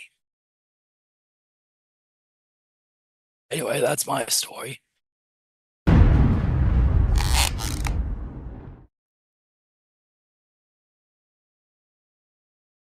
So usually these sorts of stories begin with a young, jovial character thrust into a life-changing scenario, setting them on some kind of unplanned trajectory. But they aren't usually embarrassing or humiliating. Oh wait, my apologies. I should introduce myself first. I'm Desperado Phineas Theos, the third of my name, after my grandfather and my great-great-grandfather. My older brother, Silverado, you might have heard of him. He did some pretty great things for the people of Gira. He left some time ago, a few years ago now, hasn't been heard from in quite a while. Our home, our village, sits within the Redwood Forest, just on the edge of Dunsmuir Lake. Anyway, Silverado's leaving home for me was really tough. I thought we'd be in the forest together forever, our families growing up together. But after he set off, I realized I needed to find my place in this world too. I just wasn't sure what that looked like. I wasn't sure what that might be. And my friends and I, we spent most of our time just messing around on the shores of the Dunsmuir, like any, young elf might do. When we weren't in school or training, that is. Usually these times on the lake were involved the weird games, always involved lots of wine. Not the junk from around here, the good stuff, good elven stuff. But on one sunny afternoon, everything kind of changed for me. It was a day like any other. It was sunny. It was nice. We were on the lake between swigs of wine, knots of the good bread. Wine was a bit off. We paid it no mind, though. It didn't matter. But I'll never forget that giggling, cackling sound. It still haunts me. We were laying there with our dipping our toes in the water, staring at the sky. Those days when you're just trying to avoid the world and that's catching up to you. It was one of those times, all of a sudden I began to realize something was amiss. Not quite right. I couldn't wiggle my toes, my fingers, I couldn't turn my head. I couldn't move my arms or legs. I wasn't quite sure what had happened. None of us could move, but we could see and we could hear quite well. I could hear really well. How they say when you lose one sense, all your other sense are heightened. They're very right. The dancing and the laughing and cackling sound all around us. I couldn't tell what they were. I found out later from my father they're called bogles, tricksy little fey creatures. Anyway, they took everything. They took everything from us: our food, our coins, our clothes, our dignity. By the time I could move again, they were gone. There was no trace of them. There we were on the shore of the Dunsmuir, naked, exposed, robbed, and humiliated. I promised myself I'd never let my guard down like that again, especially around fays. And after that experience, I took my training much more seriously. It opened my eyes to the world and the things that are around us. Nothing is as it seems in our world, and even in times of peace, things can change in an instant, it seems. After the thing with the boggles, I kind of developed this issue with others touching my food. I trained in the community kitchens and learned some really good elven cuisine. I became a pretty accomplished chef, But when I wasn't in the kitchens, instead of spending my time at the lake, I practiced with my bow and my blades. I hoped that I wouldn't ever need to use them, but I wanted to be prepared in the event that I did. And it was around that time that the lady in the lake came to me. Apparently, she'd been watching me. I had no idea, but the first time I saw her, she appeared as this regal elven maiden, wearing this fairly pristine sylvan plate mail. She talked to me about how she was ready to take on a champion, someone to carry on her mantle. She would spar with me, and she helped me hone my skills with my bow and my blade. She told me about how she was one of the protectors of my people long ago, a great knight. No idea. She fought in the great battle of the Redwood Forest, the one that gave Redwood its name. She was a real great warrior, and she fought bravely in that battle. She had eventually fallen, but Dunsmuir favored her, and her spirit lives on in the lake. She watches over our kin and in service of him in Dunsmuir. She asked if I could prove my worth. She would empower me to do great things. She asked me to seek out one of Dunsmuir's most faithful followers, my brother, actually, Silverado. She says he's lost but not gone, and that's what brings me here.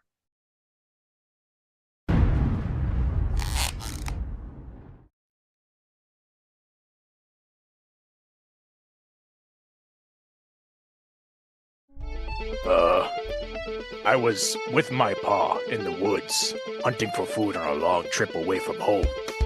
I was gored by a boar, and I was a little confused, and I was very sad. I took his book he scratched letters into, and so I could learn more about him. He didn't really talk a lot about anything. He was an orc of few words. I took his book, and I headed to find someone smart that could help me understand what all these letters mean and what words they make. Nobody seemed to understand or make sense of the scratches except a mage who was up and coming, and he seemed like he could help me understand what was going on here. He said he could cast a spell that would help me learn, but it costs a lot of money, and I didn't have any money. So I went to go north to the New World in search of knowledge or money, and the first place I got to was a nice farm run by a nice old couple, the Hopkins. The man of the farm who ran it, he would give me some of his free time when he had it to help me learn how to read Common, which was, not what was in my father's book, as I learned later. But he couldn't give me all his time, so he had his son Kevin teach me. He was nice. He was pretty mean sometimes, but it was a good experience. Soon after, I left the farm to go wander and look for other orcs that have been spotted, and then I maybe I could learn from them. I got some help from a small little goblin named Glasses. I helped him out once when he's getting stomped by some orcs, and I and some other goblins, and I asked him if he's seen any other orcs running around, and he seemed to let me know whenever he was in the area. I met some okay people I went to go do some jobs with, and then I just stuck with them when all my leads ran empty. There was a dwarf, a goblin guy, and like a weird wood elf that spoke funny. They're cool.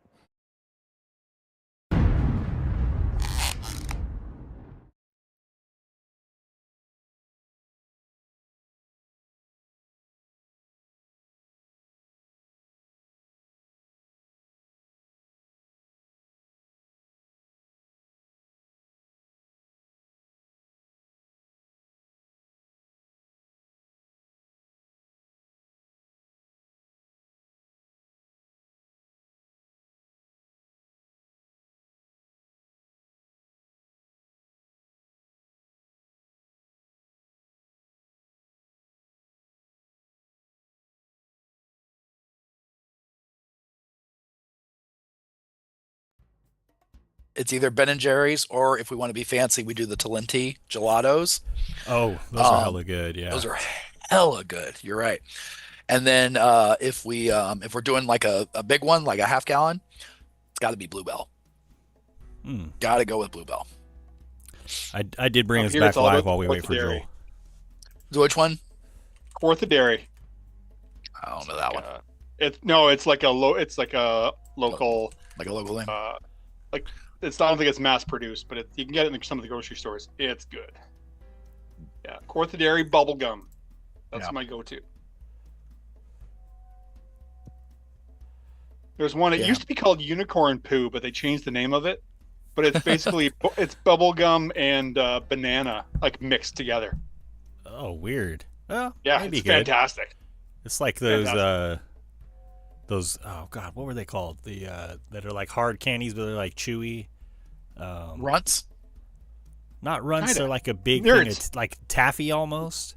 Oh. Yeah. Like the ropes, or no, it's like a fruit. It's like a little square thing, right? Yeah. Not a Starburst, like a bigger. It's like a bigger. It's like a big thick Starburst almost. Yeah. Like a block. No, it's like Malibu. God, I can see the package like in my head. Is it? Oh, yeah. No, it's the Malibu. It's like the fruit chews, right? They're specifically all fruit flavored. They're not any crazy stuff. Mambas? Nah. It's not Mambas? Oh man, I'm not gonna get it thinking of it. Yeah, but it'll come to you in 3 days. Yeah, perfect timing. I usually go for the Tillamook ice cream. It's like kind of a basic brand, but it's pretty bomb. Yeah, just get the chocolate, the chocolat. Mm-hmm. Tillamook, all Tillamook stuff is pretty good actually. Yeah. They got like cream cheese and some dips and stuff that we've had. They're really good. I've been eating a lot of this like I think is it Tostitos brand queso? In the little glass jar. Yeah. Yeah, I think so, probably. I'm pretty sure it's from Tostitos. It's hella bomb, but it's also made just from like seed oil or whatnot. So sometimes if I go with too much of it, it's a little, I regret it later. But yeah. Yeah, I like to just do like a basic, that real basic. You take like a block of Velveeta cheese, can of Rotel tomatoes, and just dump it in a pot. And I gotta get some Velveeta. Those are the best. Guys, we're all eating ice cream tonight. Gosh, I want to go to Fourth. I got Ben and Jerry's in my freezer right now, dude. Don't tempt me. I want to find a queso that doesn't have canola oil in it, but pretty much everything does now. So you're gonna have to make your own. Yeah. Yeah. Hey, make a detour on my way home away from work tomorrow. Now I have to make a detour and get ice cream. Thanks. Yeah.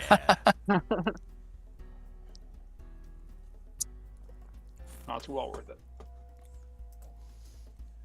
Alright guys, I was making bacon. You're making bacon? I was. Nice.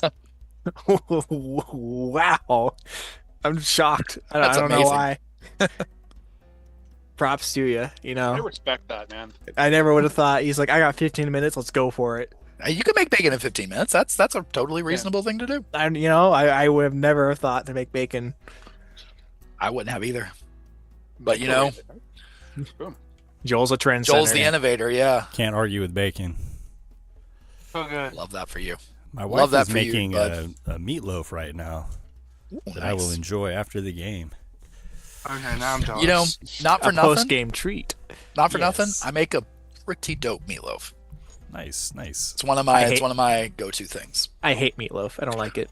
Well, I don't make like a traditional meatloaf on, because Bobby. my mom taught me how to make it, and my mom Stinky. doesn't like meatloaf. Ah, So we are, we're Italian. So she came up with her concept of like basically an Italian style meatloaf. What it ultimately is a giant long meatball. You take the meat, mix it up, and you season it and flavor it just like you would making meatballs, right? But then you just make a loaf, a little marinara on top of it. Boom. okay, guys, I'm gonna go get some food. Okay, game's over, guys. See you next week. All All right. right, we'll end the game there. All right. Well, I was will just take looking. it- Yeah, the ice cream place here that I was talking about. It's open until 10 o'clock, but it's Oh. 10:45. Oh, yeah. Ah, You're the East Coast there, yeah. I didn't Well, think it then was we going to might be as open. well- I thought 10 o'clock is still late for. That's hardcore. never too late for Good ice for cream. dessert, yeah. Oh, Okay, I'm yeah. taking gonna this back stop live. going We're home. playing D&D starting now. Do it. Do it. I dare you. Meatloaf. You won't. You won't. I will. I hope our each screen is like properly proportioned because somehow it got discombobulated. Discombobulated. He said boob. Yeah, it looks good on YouTube. We're good. So you guys have returned to the Temple of the Moon, and as I said, Mikhail is at hand. He rushes over to the group of you to check on you. You're all right. You made it back. I almost can't believe it. Man, that was Same. it was almost bad there for a second. It was almost bad. It was. Bad It from the almost got start. really It's bad. Yeah, no, I would it say it it say it sucked bad. the whole time. Yep. But we made it. Sorry. Tella rushes into the room at the sound of your arrival. His silver eyes gleaming, and a look of relief washes over his face. Oh, you've come back. Then you did make it to the Hall of Shindurus.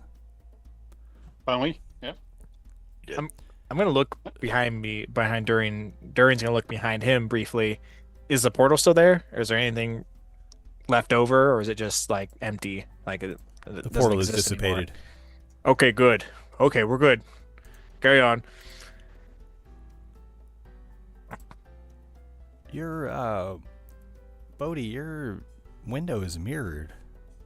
What the heck? Why? happened? It's so weird. Don't ask me.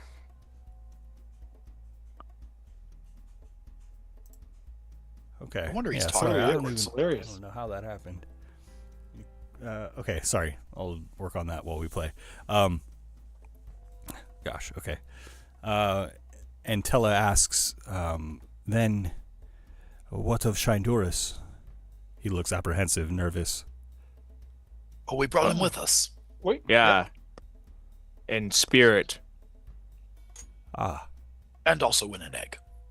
Oh. Yeah. To be reborn. Wait. Yeah. We had to kill him, you know. He Had to told do us it. to though. We Yes. didn't do it. We have the egg. We murdered him. It just needs to be. Durian, stop talking. No. We have the it was egg. not It just a needs murder. to It was be. more of a mercy kill. It was not a murder. Do dragon eggs need to be roosted? I don't know what we do with this. Oh, we're giving it to these Does something guys. sit We're on not it, carrying or- this around. Who was gonna? Durian can sit on it until it hatches. You know what? I already got one son. What's another? I'm ready. There you go. By the way, Durian can sit on it. Episode title. Sit on it.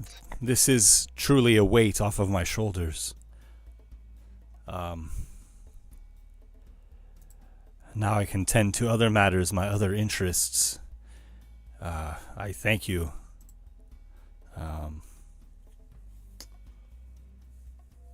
And you have my gratitude eternally. Now there is the matter of healing my friend here, Edward, of his curse.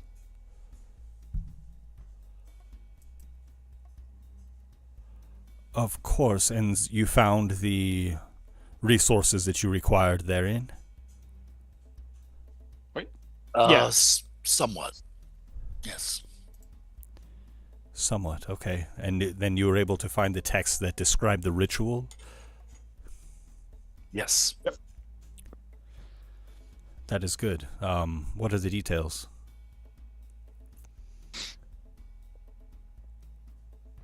Perhaps we can aid you. I will tell you in just a moment. I thought you were going to be talking to Desperado a little bit longer, so I took a very large bite. Hold on. He's eating some bread right now. Give him a second. We're pretty hungry after that fight. I had to swallow down some rations real quick. It's been an exhausting time. Of course. So, yes, it is possible, but the ritual that we found describes the need for a sacrifice in order to complete it. I see. Anything specific? Person? Like a Person. sacrifice.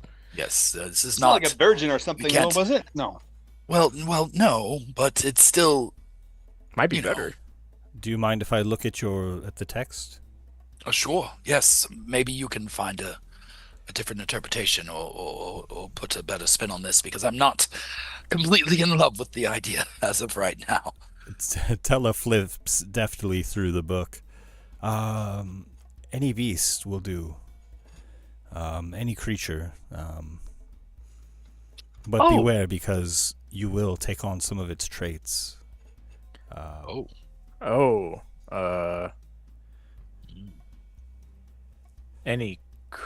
So if we just took like an elk or something and just did it, he'd turn into like an elk thing.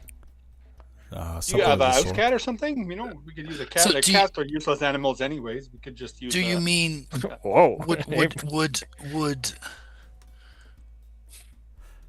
you say I take on traits like in a physical way, or in the way that like Much of it depends on the ritual, and this is a dangerous ritual. Do not be confused about that. well, you may truth be not make it told, through. Truth be told, not completing the ritual is probably equally dangerous. So, Yes. You have little choice in the matter, it would seem. Imagine if you were to have the blood of a bear within your veins, and then were you able to keep your powers, your governance over this other entity through the transformation of the ritual, you may be able to channel, for example, the strength of the bear when you took on your altered form. I see.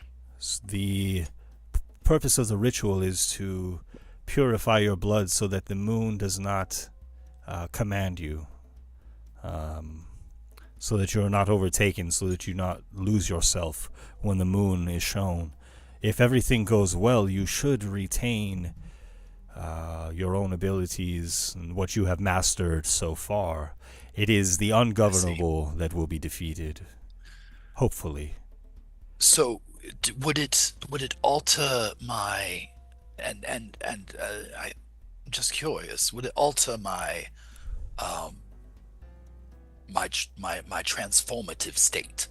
Like, to use your example, if we slaughtered a bear for the sacrifice, does that mean that my shift would take on a bear form, or is this just more of a? It may be enhanced by it. It may overrule it.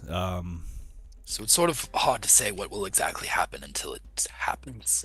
Yes, most who have been afflicted with lycanthropy have not been able to master that part of themselves as you have, Edward.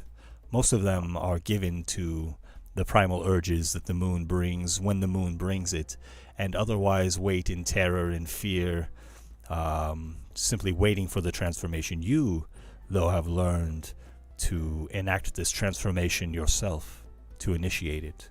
Well, mine was a quite a unique experience in my infection, so I'm not surprised that it works a little more uniquely. Well, gentlemen, what sort of creature would you like to travel with? And we shall go on a hunt. I think that's a you decision. Yeah. Oh, I'm open to some input. Wait, something you have to live Perhaps with. we could catch a platypus, and I could have little poison stabs. Don't we have some There of you that go. dragon blood still?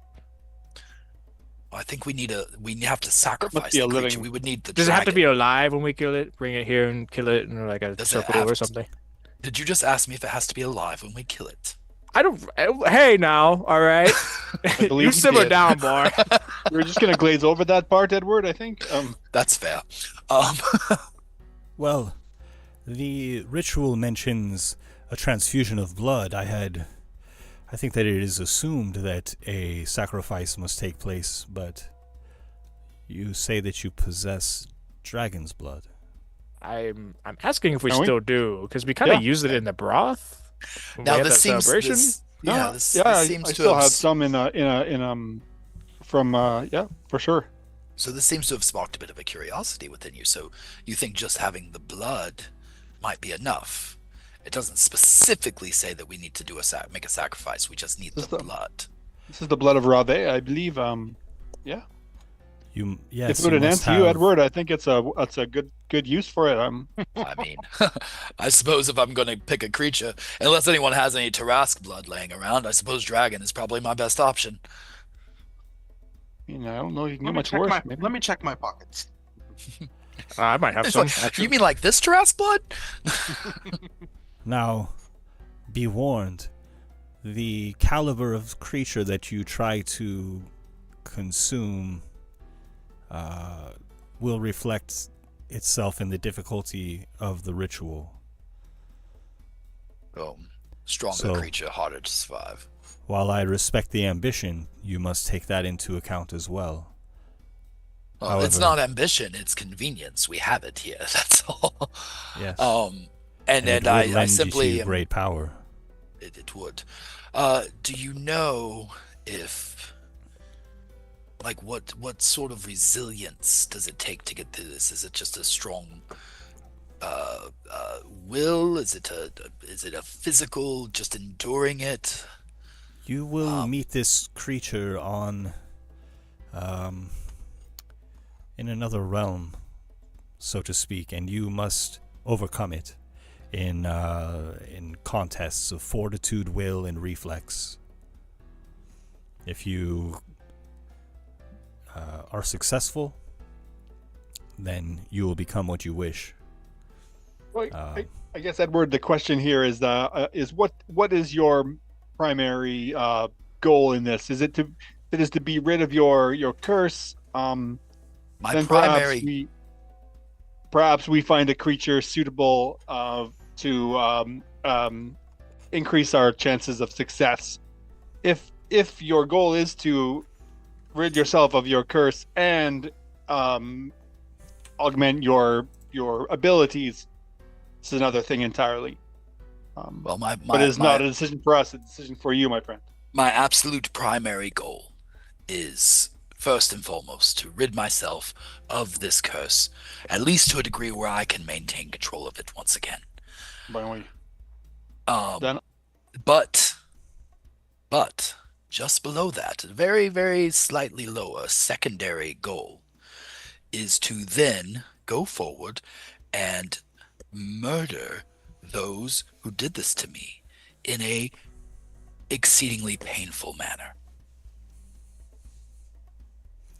And of course, during the ritual, you will need one to help you conduct the ritual, one who has knowledge of these things. I would offer you Mikhail's assistance. And then he would require the help of an assistant, which I would leave to the group of you. This is a dangerous ritual, and so offering Mikhail puts us at a loss already. I cannot afford to give you any of the other members of the temple, but he has expressed a fondness for you, and he mentioned to me that if you were to return, he wished to aid you. Well, we would appreciate that. I do believe that I think first and foremost, I cannot accomplish any of my goals, nor can I help any of my friends here accomplish any of their goals if I die to a dragon in a battle of wits or wills. So perhaps the dragon blood is not our best option to go with. I think perhaps as we were mentioning, maybe a bear or some other sort of strong, powerful creature that can aid me in combat, but not overtake me, would be the best option. Giant? Well, in considering this, it would not be just you that is put against it. You would have the aid of the assistant to the ritual. Are you trying to talk me into or out of the dragon? I'm not The understanding. dragon seems pretty cool. I don't know. What is a life without a little risk? What do you Come say? on, man. It'd be so cool. It would be dangerous, but it could be a thing of greatness. I just Desperado. You'll seem to be a very rational, level-headed individual. I try. And needless to say, I have been less They than have a that special connection. lately. I've had a lot. So I'm curious. What are your thoughts on this? I think your inclinations are sound. I think ultimately the goal should be to relieve you of your curse. But if we might find something that can overcome and enhance your abilities, I think that's a bonus that we could try and seek out. But maybe the dragon is not the best option. I think you're right. I mean, you're more valuable to us alive than in the ground. Precisely.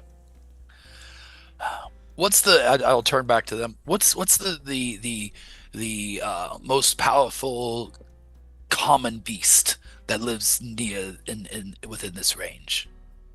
Something I could hunt in this area.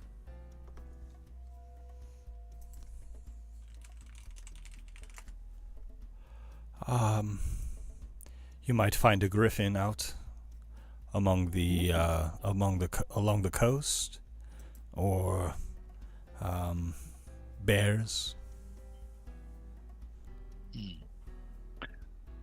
think either of those would be a suitable fit. Yes. We could also do a giant. Giants are pretty strong. If you're augmenting your physical capabilities and you do a giant. I mean, no, that is true. Do we have giants? Mikhail, do we need to subdue this beast, but not kill it, so that you might perform the ritual and exterminate or extinguish its light during the ritual? Is that fair to say? If it is dead but has its blood, then that will suffice. Hey, okay. I would like to see what would happen with the blood of the dragon, but I do understand your. I think you should go for the dragon. Personally. If I could, if I had the option to maybe do a quick save and then try it right now, maybe we could do that. But I don't think that we can save from this. I would put my life in the line for you if you were to choose the dragon's blood. I would too. I think. Look, I got a kid, but that would be very cool to see. I would too. I would as well, Edward. If that was your choice. What's a dragon to us? Again, I cannot tell if you're trying to talk me into or out of the dragon. They say that fortune favors the bold. You know, the hell with it. To hell's with it all. Let's pump me full of dragon blood and see what happens. Let's do it, yeah! It's a little lizard compared to our friendship. What do we do? What do we do? I just... You have the blood then, Desperado. I do, yep. Okay, well, we need a location where we can see. Of course, this must take place underneath the moon, the 10-day moon. How much time? Yeah, we've been in the astral plane, so I've kind of we don't know what day. Oh yeah, how long have we been gone? Not long, and the 10-day moon. So time has passed in the same manner, in the astral sea as it has here in this situation. Oh, we've been gone for like an hour and a half. Hasn't been that long. So I'm sorry, Jason. Just to confirm, that's 2 nights away, right? Is the 10-day moon? Yeah, I think we're on day 8 out of 10. We have time to make preparations. Oh yeah. If we pump you full of potions before we do this, you think that would help? Yes. If we give you potions that help with mental. Yes, I would say. I mean, anything that you have that might assist with that might be helpful. And perhaps Desperado, that thing that you do where you lay hands on someone and it heals them, maybe have that at the ready in the process just in case. Yep. And I will. I'll turn to look at the priest again and I will leave the rest of this in your hands to set up, and I trust you. I don't know what else I can do but trust you. Commander Hawkins, who has been with you the entire time. No, you haven't. You did not. You did not follow us in the astral plane. Okay, any of that, Chris. You weren't there.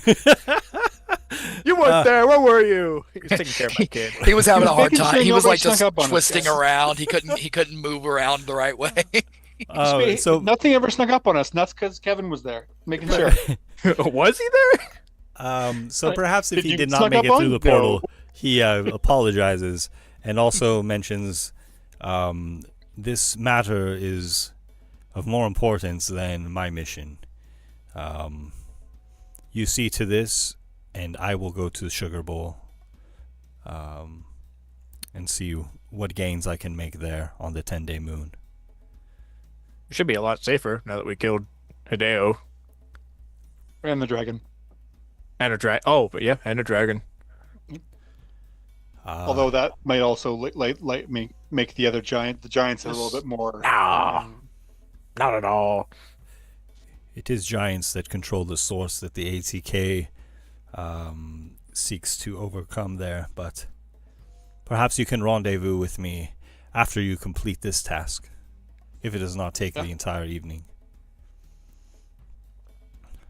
I'll try to be quick about it. So if I'm understanding, we'll have a couple days to just chill out and recuperate. We gotta do it under the moon. Yes. Cool.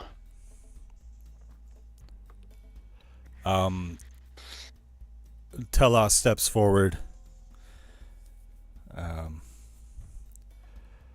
and says to you, find a place high on the hillside, and I will bring you the light to you. I will burn away any fog, any clouds that obscure the sky, so that you may have the full light of the moon for your ritual.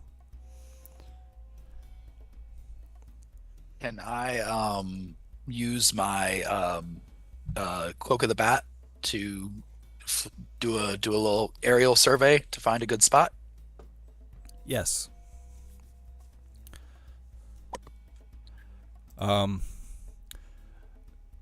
The highest grounds is essentially the crater that surrounds the mountain that was ripped from the ground. But the hills that were governed by Rave also reach an altitude where it puts the fog beneath them, the fog that rolls in off of the Highland Sea.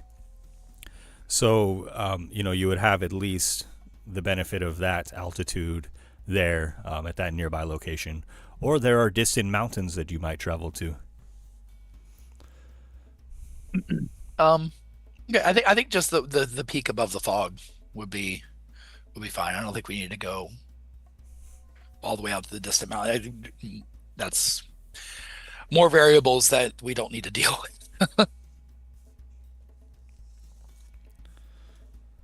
Very well.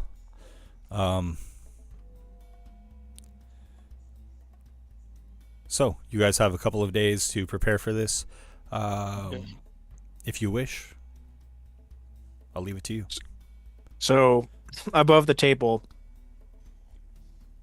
Edward has a ring of mind shielding that, I don't know, might help him in the ensuing mind battle. I don't know, that's going to take place. Whatever's going to happen. Oh yeah, I forgot about that. He sure does. I'm trying to think of. I guess Durian would ask the, what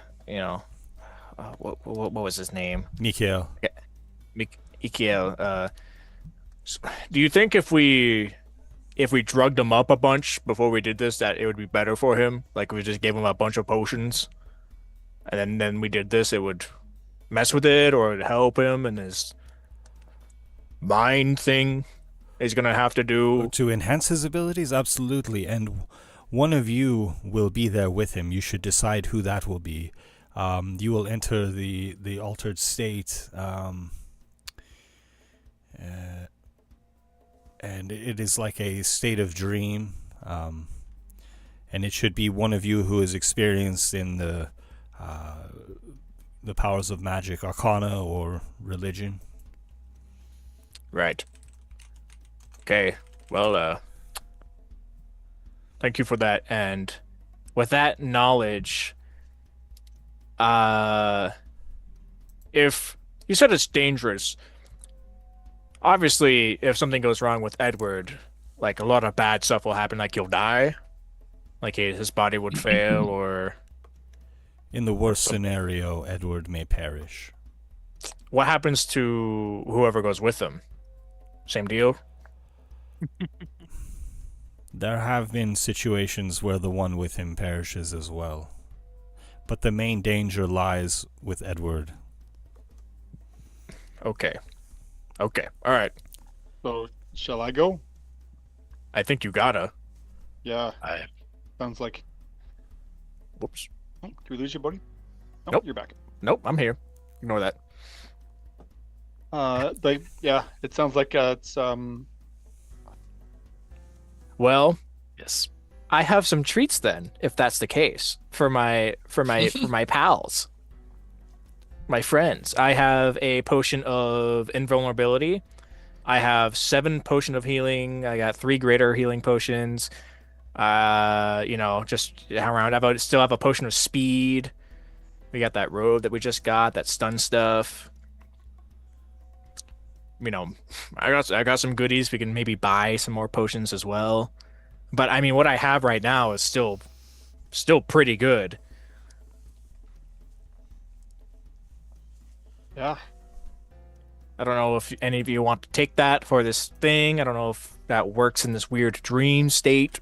Yeah, I don't know what we I take asked with us. I asked the guy. He said that he gave me a positive answer when I said if you take drugs before you do it, that it'll help. I assume spells will be fine in there as well. So if you go to heal them or something like that, it'll work. Peter, I don't know if you got anything to really. Yeah, Now you can turn him into like a big monkey as well. I was gonna say I could turn you back into your giant wolf form if you think that would help. I don't know if that. I mean, the whole thing is about him changing. I don't know. Do you have anything else that would be able to help him? I can make you bigger. I don't know. That could help. I can make you bigger. I can make you more bestial. Up to you. Well, no, I don't. I don't think that would really.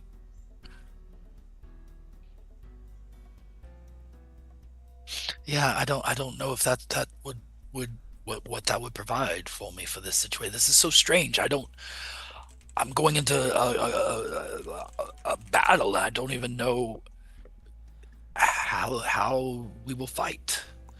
So I don't know what I need. Actually, there is one more thing I can give you. It pains me to part ways with it, but perhaps you'll find use for it. I'm gonna hand over the Ring of Short Notice. Is there one use left? There's only one use left. What is the Ring of Short Notice? I don't know what that is. It summons 3 halfling. Oh, that one. That one. Okay. I pray you won't need it, but if you do, well, perhaps it'll come in. I appreciate this, Peter, and I promise you that I will only use it if it's an absolute last-ditch resort. I don't want to waste your final use on this. I mean, yeah, it's hard to know what sort of challenges that we are going to face. I'm intrigued by Durian's offer of the potion of speed, Edward. I wonder if it's all the same to Durian. I think it would be of benefit for you to use that. Yes, I mean, we seem to they seem to be in agreement that if something affecting my physical body on this side should impact, then that would certainly be beneficial, I suppose. And I got this potion that makes you harder to kill. You know, it gives you resistance to all damage. I love being harder to kill. Just out of curiosity, what kind of weapons do you use? When not in my bestial form, I use my rapier, and I tap on the hilt of it on my hip. Do you also use a shield on the other hand? I don't carry a shield typically. I'm more of a defensive duelist, as it were. Then perhaps this will be of use to you as well. I'm going to hand you, and this I haven't used yet. Where is it? Oh, I just had it. The Trickster Staff. Oh. Oh, yeah, that might help. I feel strangely familiar with this for some reason. Should you come into danger and face a powerful effect that you feel might damage you severely, this might help you once. A wise gift. Yep, that would be a good idea, my friend Edward.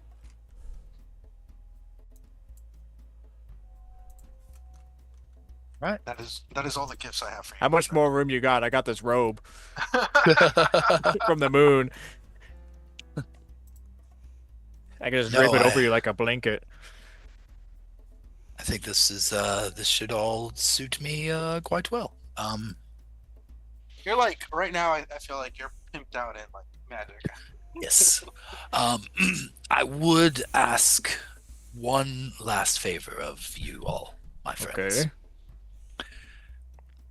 If something goes wrong with this, and I come out of it alive, but not in control, I trust you all to know what to do about that. Of course, help you regain control.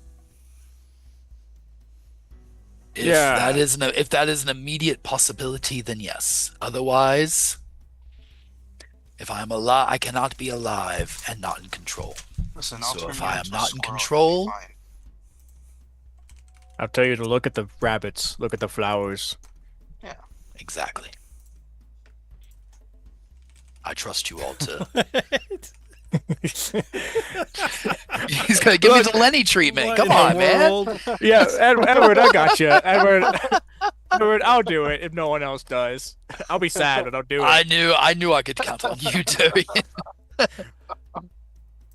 That's brutal. Oh, I'll take my son along, teach him a lesson, about mercy killing. I'll give him the axe. I'll let him do it. Oh, God. This is what being a real friend is, son. Now grow up like your dad now and kill your friend. About how long does the ritual take to complete, Ben? Do we know, or does Mikhail explain that?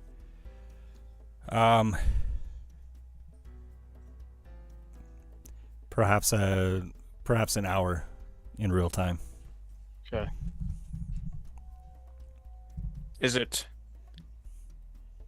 when they complete it then this whole thing starts, or is it when they start the ritual that it starts to happen in the mind, dreamed stuff? An hour of real time is what the texts say, of time on the material plane. So time may pass more quickly or more slowly. The text says that you'll essentially be sent to the deep ethereal for this during this ritual, and then you'll be essentially trying to fight your way back to reality. Okay. So if we feed him a bunch of stuff either before or during it, maybe it'll work. Do you think it would interrupt the ritual if we start to see him pass out when you feed him this potion? I shake the potion of speed. Mikhail says that his essence will be separated from his body for the ritual. This is not something I've done before, so I cannot know for sure, but I feel that what he is sent with is what he will have to call upon. Okay. Right, well, I think at this point the only way that any of us are going to figure out what's going to happen is by just doing it. Yes. Well, before we start, Edward, I'm going to cast aid on the two of us. Can I, knowing that we have a couple of days, can I go try shop for the 2 potions I bought beforehand for the dragon fight? Okay, then Desperado, if you're wishing to cast aid, we'll have time right before the ritual. If you guys want to just conclude your preparations in the days leading up, then we can tend to that. That's fine during it. Yeah. It's how much money do I want to guess? Oil of slipperiness, and then a I don't know, a potion of giant strength too. Just an uncommon one, which is this hill giant. They're both uncommon for the rarity. I forgot what the price was on it. Gosh, I need to make my own tables for these. And Peter, look at me. You make them big before we do this, all right? You make them enlarged. Is giant strength not rare? It goes between based on how much strength you get from the potion. Gotcha. Okay. So the uncommon one is strength 21, which I feel like that's enough. You might not need more than that. Okay. So uncommon potions, 450 gold pieces per. Yes. Do you know? And what do you think would be better? You being strong, or you not being able to be grappled? I'm sorry. This chart is telling me it should be 150 for an uncommon potion. All right, never mind. You're getting both. And I'll spend 300 gold on some potions for my boy Edward. Okay. Plus all the other ones I'm giving him. When we use these potions for Edward, can somebody please make note of that in the game chat? Oh, so that we know what boons he has. I would do so. Okay. Any other preparations leading up?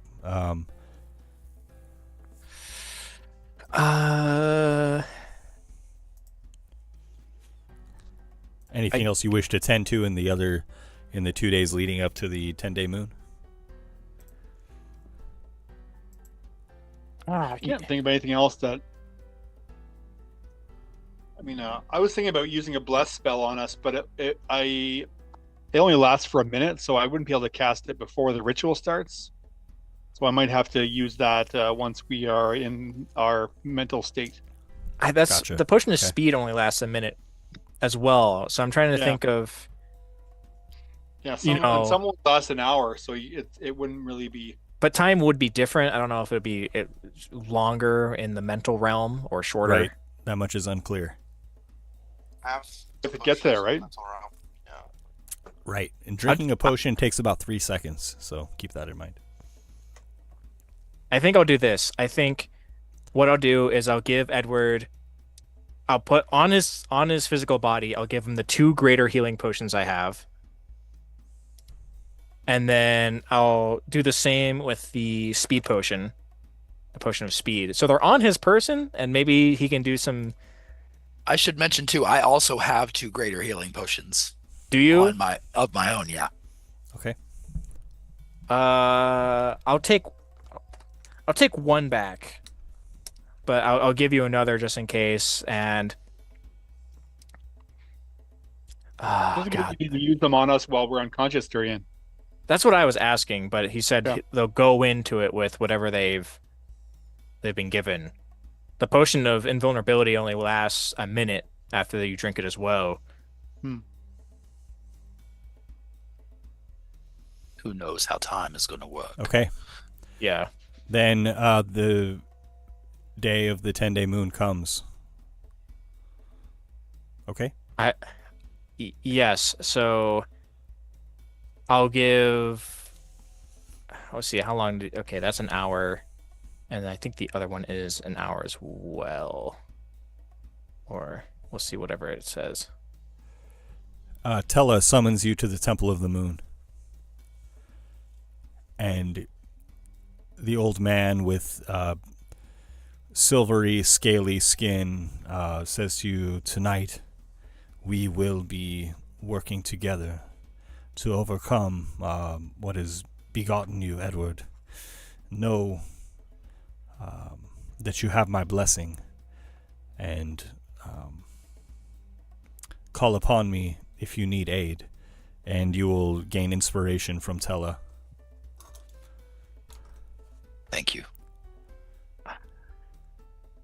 I'm going to have them when they're about to begin the ritual, they're right when they're about to do it. I'm going to feed him the potion of invulnerability, because if that runs out, then it won't make him stunned like the potion of speed will.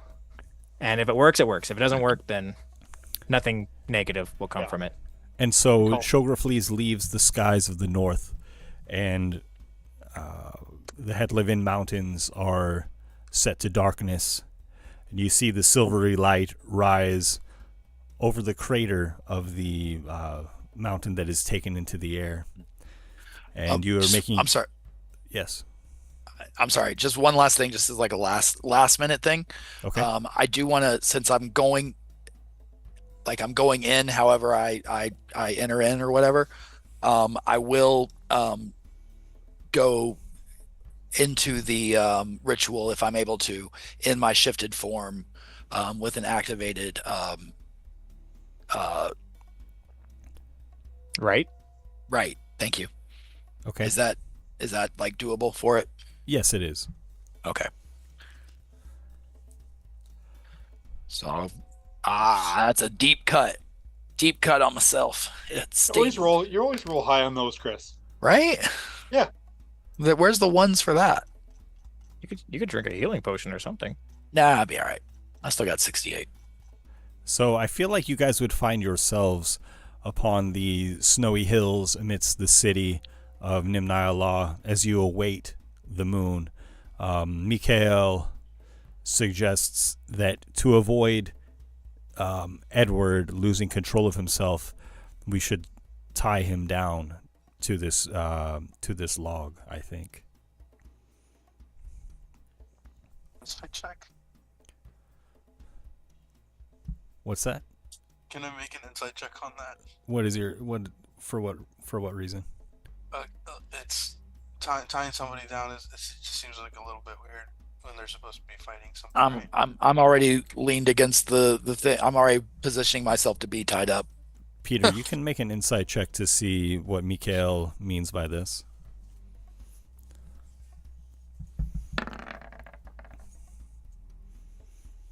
That's a 7. I trust him completely. He knows exactly what he's doing. Do you? Also, Joel, your mic got a little bit quiet. I'm not sure if something happened. You know that if Edward loses control of himself, then bad things happen. Mikhail may be using this as just a preventative measure against that. Cautionary. Chris, we also have 5 extra temp HP because I cast aid. Oh, right. Well, it's not temp HP, right? It actually increases my HP for the duration. Your max goes up. That's right. Yep. Okay. And Mikhail has pungent components, and you feel the chill air upon you, Edward, and you smell roses that he is grounding in his. Is the pestle the bowl, or is the mortar the bowl? The mortar is the bowl, and the pestle is the thing, I think. Okay. Yeah. He grounds roses with his mortar and pestle, and looks to you, Desperado. You too then will join him. I will. Yeah. Okay, if you would sit beside him. And he adds several other components. Perhaps you're too caught up in the moment to notice exactly what they are. And he has made kind of a like a thick broth, essentially, out of these various components. He raises to feed to you, Edward, and to you, Desperado, no more than a spoonful of this. See you on the other side, gentlemen. I feed him the potion of invulnerability right before he takes a spoonful. Yeah, whatever else needs to be administered. Like when you do a shot and you're like, bite the lime, lick the salt, do the. I'm like, chug. I'm going to cast a large on Edward as well. Okay. For narrative's sake, the rope binding Edward also enlarges and keeps him back to the log. I think it counts as something he's wearing, right? Yeah. Oh, okay, that makes sense. Absolutely. He does have freedom of movement for 8 hours, so I don't know if it really matter if it comes down to ropes. And well, listen, if it makes Mikhail feel better, it's fine. As Mikhail begins the ritual, it's okay. The silvery light breaches the northern sky and falls upon the hillside that you are on. You're in a clearing, and again, a cold breeze comes through, and the last thing you feel from the mortal realm is the cold of this breeze. As you slip away, you begin to feel your body numb, and you watch it as you are pulled out of it, and you find yourselves, Desperado, Edward, upon this hillside. And Mikhail begins chanting words of magic, and this will consume his actions, his thoughts, his focus for the next hour as he does so. And as you, Edward and Desperado, in almost a dreamlike state, you hear Mikhail chanting words of magic, and as you do, a flurry of snow and ice comes, and like a whirlwind, a white dragon appears out of the shape of this. The dragon before you, it shifts on either foot, getting a feel for its own weight, coming to its own senses, and as it does, it moves against you. It takes a deep breath and exhales a frosty blizzard against you. If you would, Edward,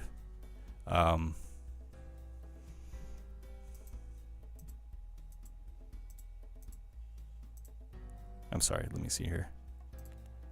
Okay, I'm sorry. Desperado, as the assistant to Edward, you will act first.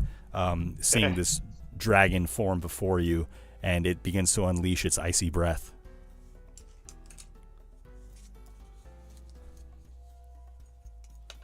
So is it within range of our in hand-to-hand combat range of us?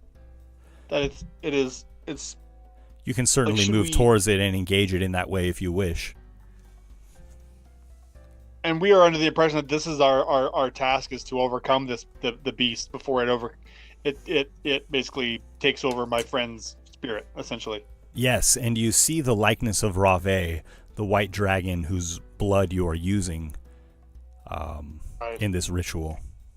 Then I will, assuming I have all my faculties and all my tools about me, I will draw my rapier and my shield. But before, I think I'm actually going to cast a bless on my friend and I, blessing us to protect us from its icy breath and enhance our fighting abilities. Okay. Well, I'm going to do that. I'll cast a bless.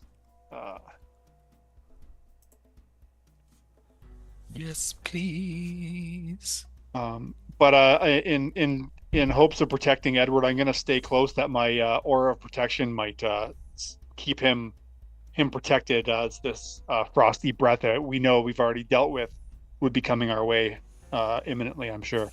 Okay.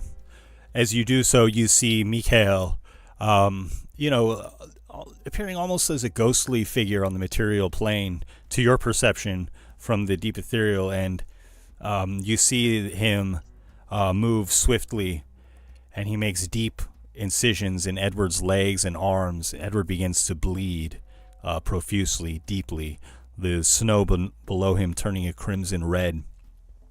Mikhail takes the blood of the dragon that you have given him and begins to seemingly feed it to Edward, administering it orally. Desperado, were you going to... So for your action, you use Bless? Okay. Yes. Yeah. And I think that's all I can do, really. Sure. As the dragon's breath is exhaled, will you guys please make Constitution saving throws? Edward, you can make it at advantage. Desperado, normally, please. Yes. With a Bless. All right. So with all my bonuses and everything, we're looking at a 22. I'm at a 21.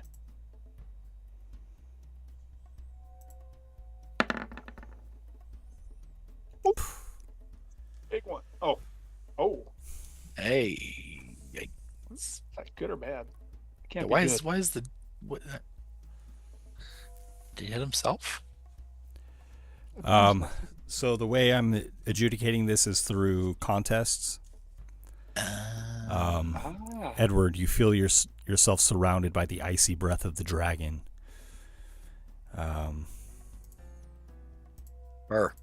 Say. Yes. And you see your mortal self shiver and shake. And as this happens, Dury and Peter, you are looking on, and from the edge of the woods you see dark silhouettes, ape-like figures approaching, walking on their knuckles, hulking figures, massive ape-like figures. And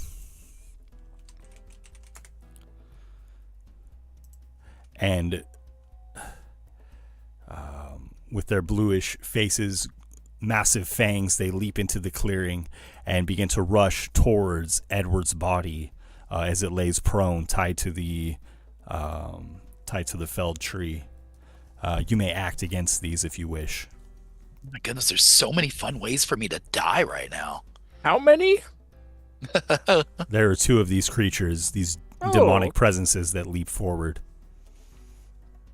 Okay, that's. I thought I avenged like 5 of them, and I don't know why. Durian and Peter, will you guys roll initiative for me? Yes, I will.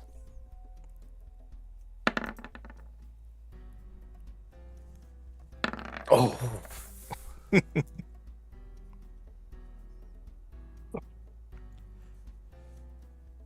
Oh, and they well. close distance, getting very near to Edward.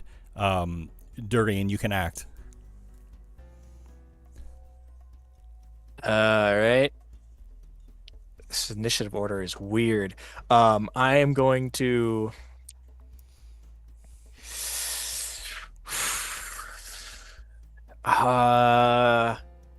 Okay. Well, first off, I'm gonna rage and then immediately meet them halfway, or immediately like close up to them. It's got 40 feet of movement, and then I can also dash and get another 20 feet out of there. So I'm sure I can close the distance with them. Yes. And are they about my size? Are they like bigger? They're very large. These are large creatures. Okay, so I don't know if I can stand at 9 to 10 feet tall. Oh, you got 4 feet on me. I don't know if I can necessarily grapple these things, nor did I don't know if that'd be a good idea in the first place. Either way, I'm gonna recklessly attack, trying to keep these things off my friend, and try to put the attention on me. And I'm going to just swing for the trees and try and hit this Balgrua. I don't know that's what it is, but this big monkey. 20? Not on 20 that? hits. Okay. I throw my rage on there. All right, let's go. You and me, big boy.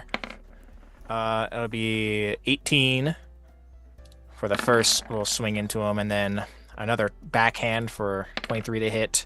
Hits. For another 15 damage on top. So I'm like aiming for like its knees, its legs, just trying to hamper it. It's got thick muscles though, so I don't know how well I'm doing. But chop it down. On top of that as well, the ancestors are like trying to pull their legs back, trying to slow it down because they feel my will and wanting to protect Edward in this moment, but also making it annoyed at me. And at least the one that I hit will be, quote unquote taunted. Sure, and your ancestral protectors rip this demon apart in kind with your great acts of swift death. And the first Balgrua demon is defeated.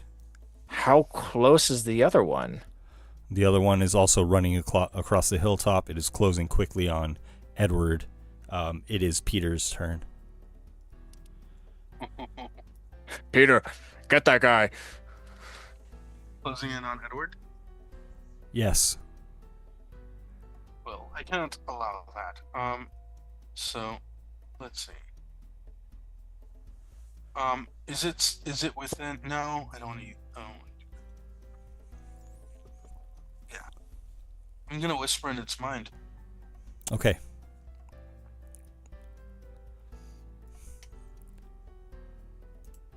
If you think that won't do, if you think the fires of hell burn, wait till you feel my wrath.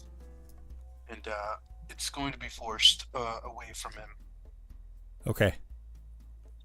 And he's also going to take 3d6 damage, psychic. So that's 13 damage. Okay. And it's forced to use its reaction to move as far away from me as it can. And the demon bounds off into the woods, perhaps defeated by your dissonant whispers, disappearing from sight into the tree line.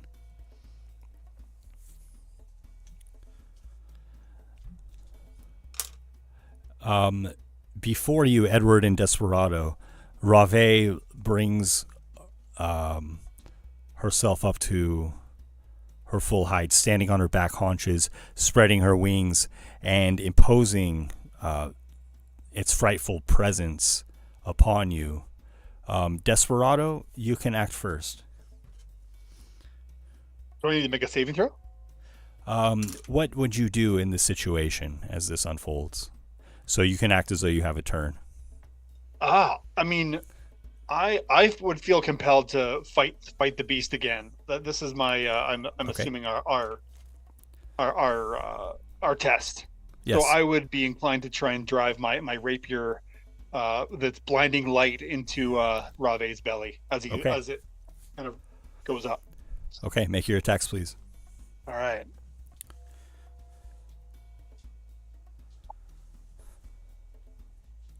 using my my bonus action, I am going to cast a divine favor, and as my rapier is kind of briefly coated in these long red leaves, and they kind of like meld into the steel, augmenting its power with my lady Valindra. Okay.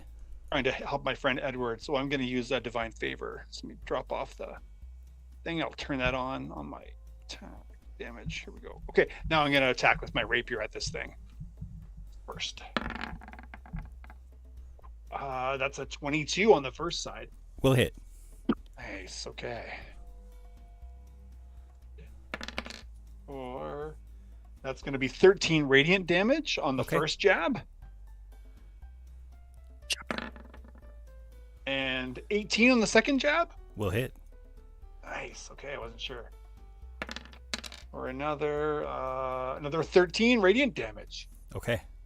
It's 26, I think, total. And as Desperado strikes true against the dragon, you see that Rave's vigor, her presence, is weakened. And with this frightful presence that she displays, please, Edward, make a wisdom saving throw. Okay. And you can do so with advantage. Okay, even better. Had the bless too, don't forget. Got the bless, got the +3. So that's going to be a dirty 20. And despite the size and the sheer terror of the dragon before you, it has no effect on you. And Rave even seems to shrink against your resolution. The frightful presence, unsuccessful. All right. We got her, Edward. We got her. And as she shrinks away, a flurry of snow begins to surround you, Edward and Desperado, and you lose sight of each other for the time being.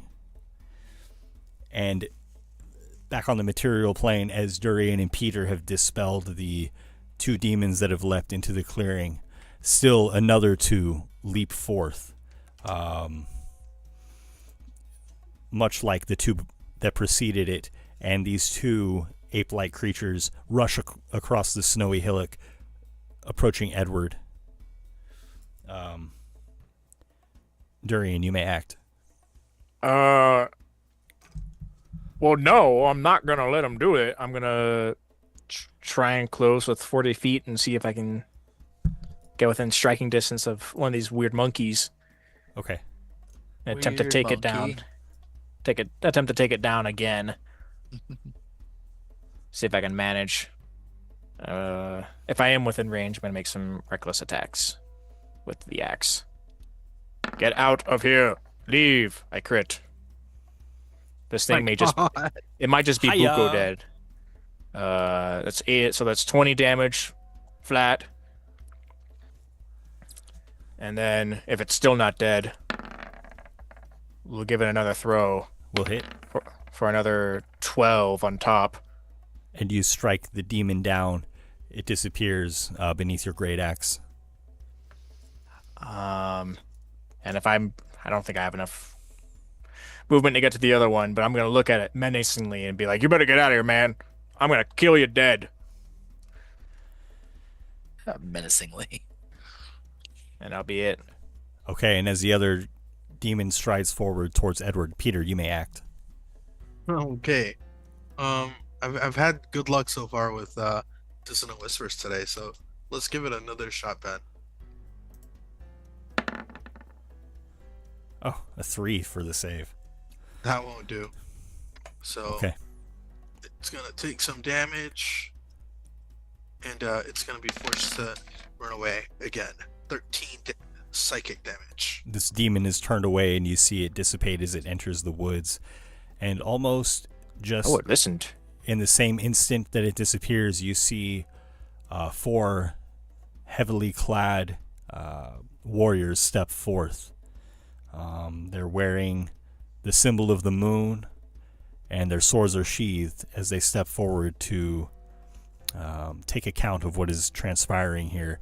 As you recall, there was a promise that if Edward could not be cured, he would be slain.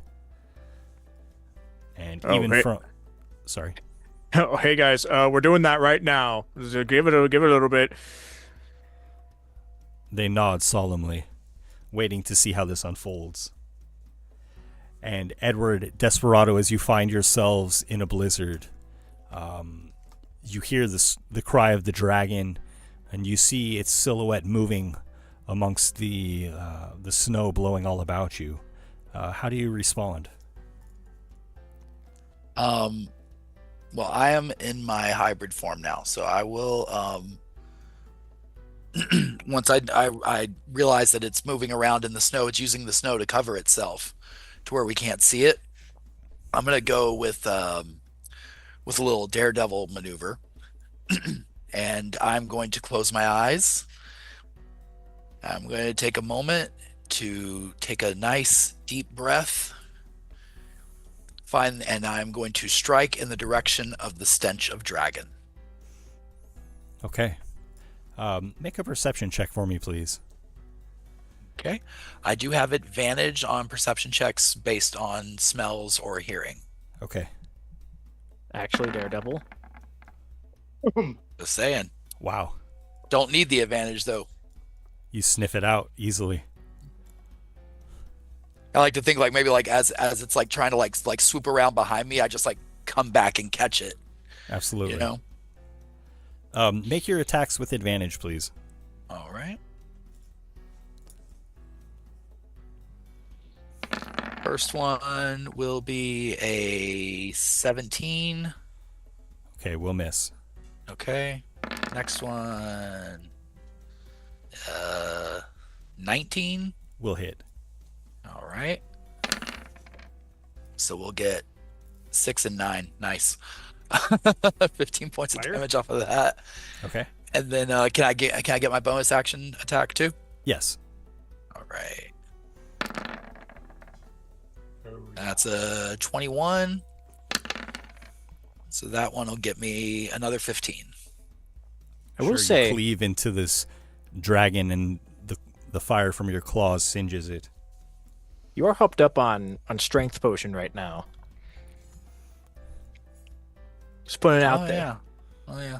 Well, it's these are dex attacks. Okay. I didn't know if they were interchangeable or not. I don't. Actually, they might be. It's fine. I already rolled them. It's yeah. It's fine. I'll look at it for next time. Desperado, go ahead. Yeah, am I able to determine where the dragon is after hearing does it cry out and after being struck and singed by my friend Edward's fiery claws? Make a perception check with advantage, please. All right. Cool. That's on. Beat a 12. Boom. 18.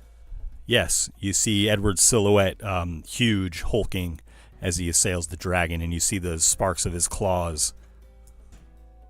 Awesome. I'm gonna pivot and go and move to strike the dragon as well. Okay. Coming in with my rapier. The 17 misses. We'll miss. Ooh, on the comeback. Come on, let's make it good. Hiya. Crit. Nice. There we go. Okay. I think I might put a smite into this. I was going to use the blinding smite again to prevent it from getting, because it lights it up so it can't go invisible. I was going to do that before I realized I critted, but I'll take the crit and roll it. So okay. It's a second level spell slot to do my blinding smite.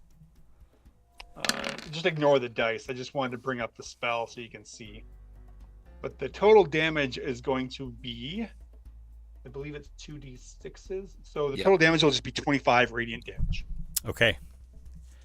And the dragon, trying to gain its advantage over you by moving stealthily through the snow, has been thwarted as it moves to make its final strike against you, Edward. if you would please make a dexterity saving throw with advantage. Oh, all day. Dex save with advantage. Boom. 29.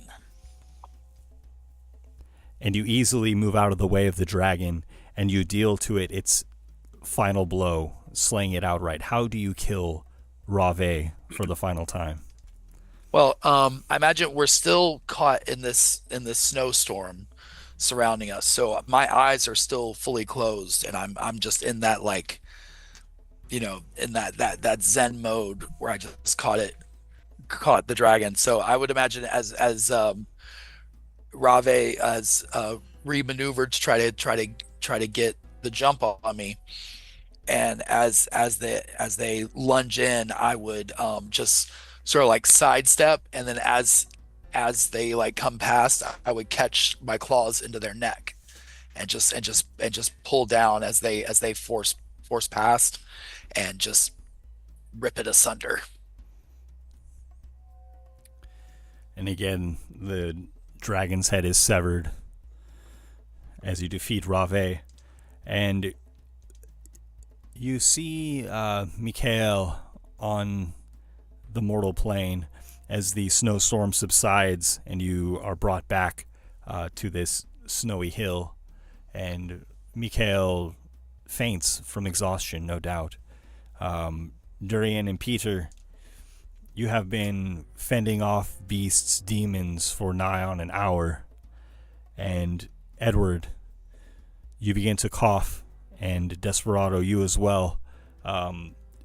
Edward, a bit of blood that was fed to you, coming up upon your chest as you regain consciousness.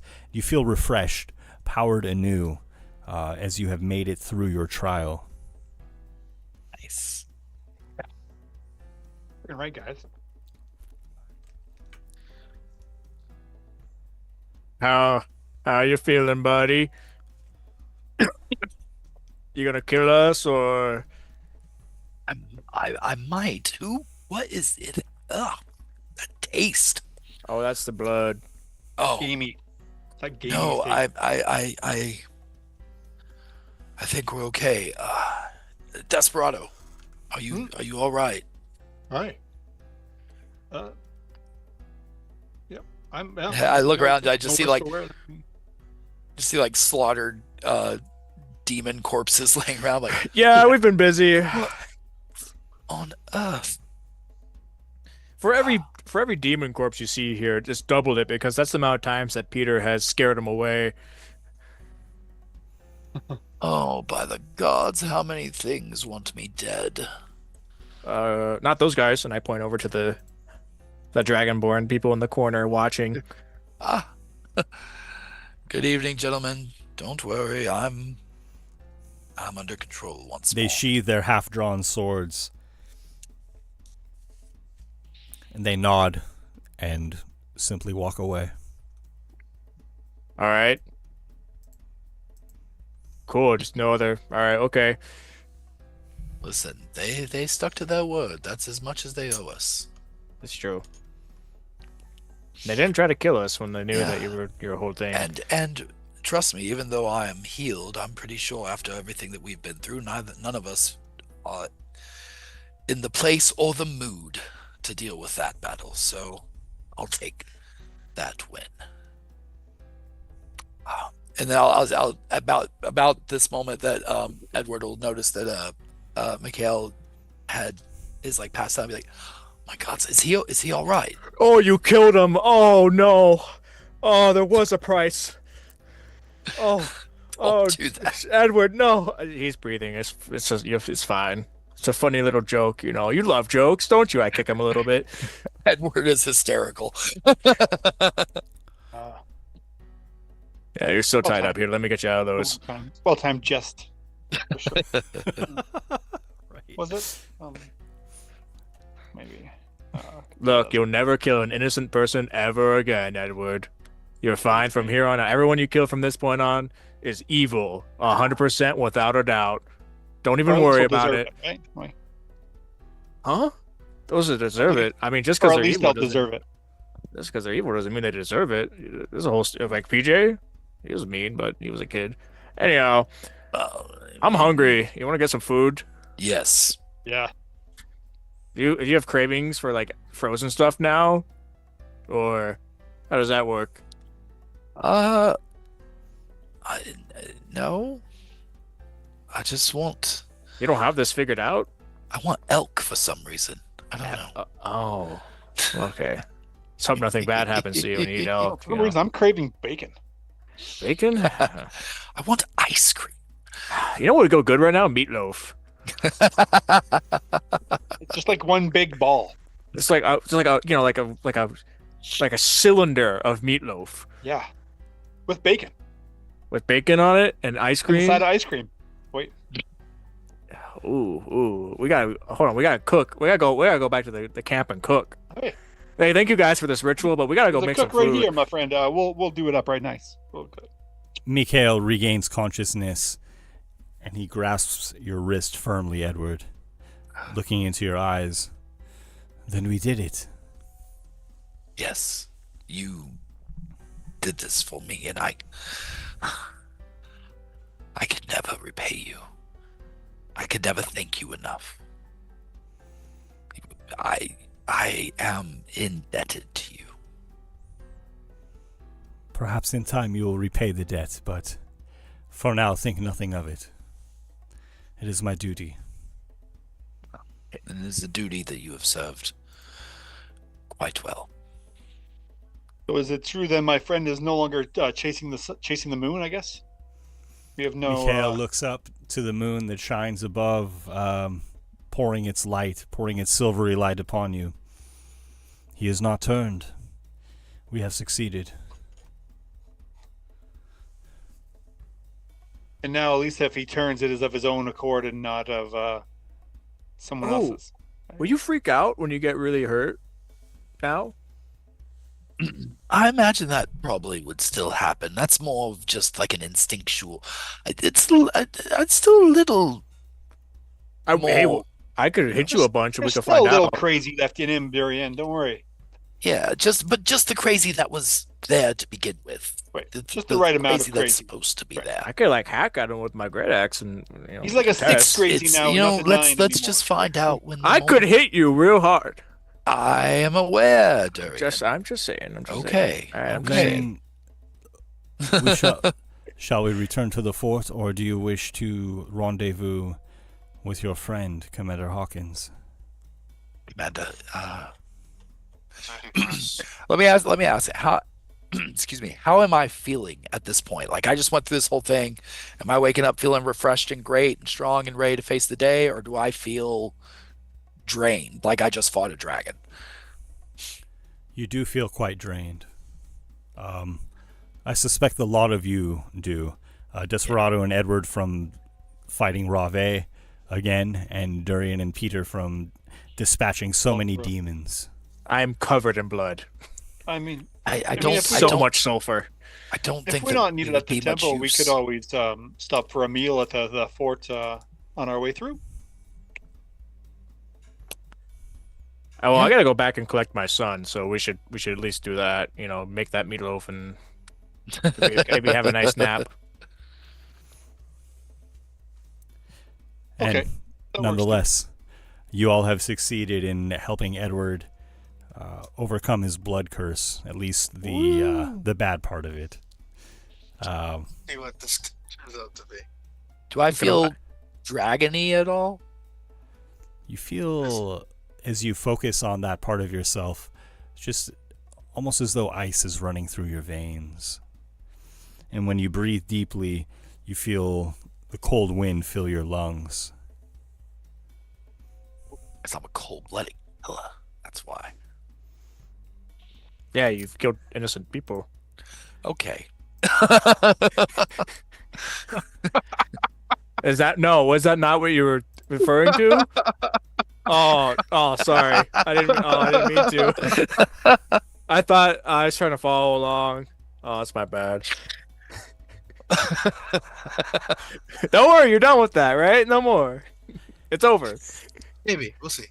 Maybe. Oh, you might kill another person. Who knows? And so we'll end the game there for tonight, and you guys can decide what your next move is. When we pick up the game, we'll be playing February 9th will be the next session. Righty. All right. Good game, guys. We'll see you then. Take it easy. Yeah, GG's, guys. Still alive. Oh my god. I That was gonna went say- so much better than I expected. I was gonna say to Edward afterwards, be like, "Hey, you don't owe that guy anything. You brought back the moon. You're like, you're cool. You did one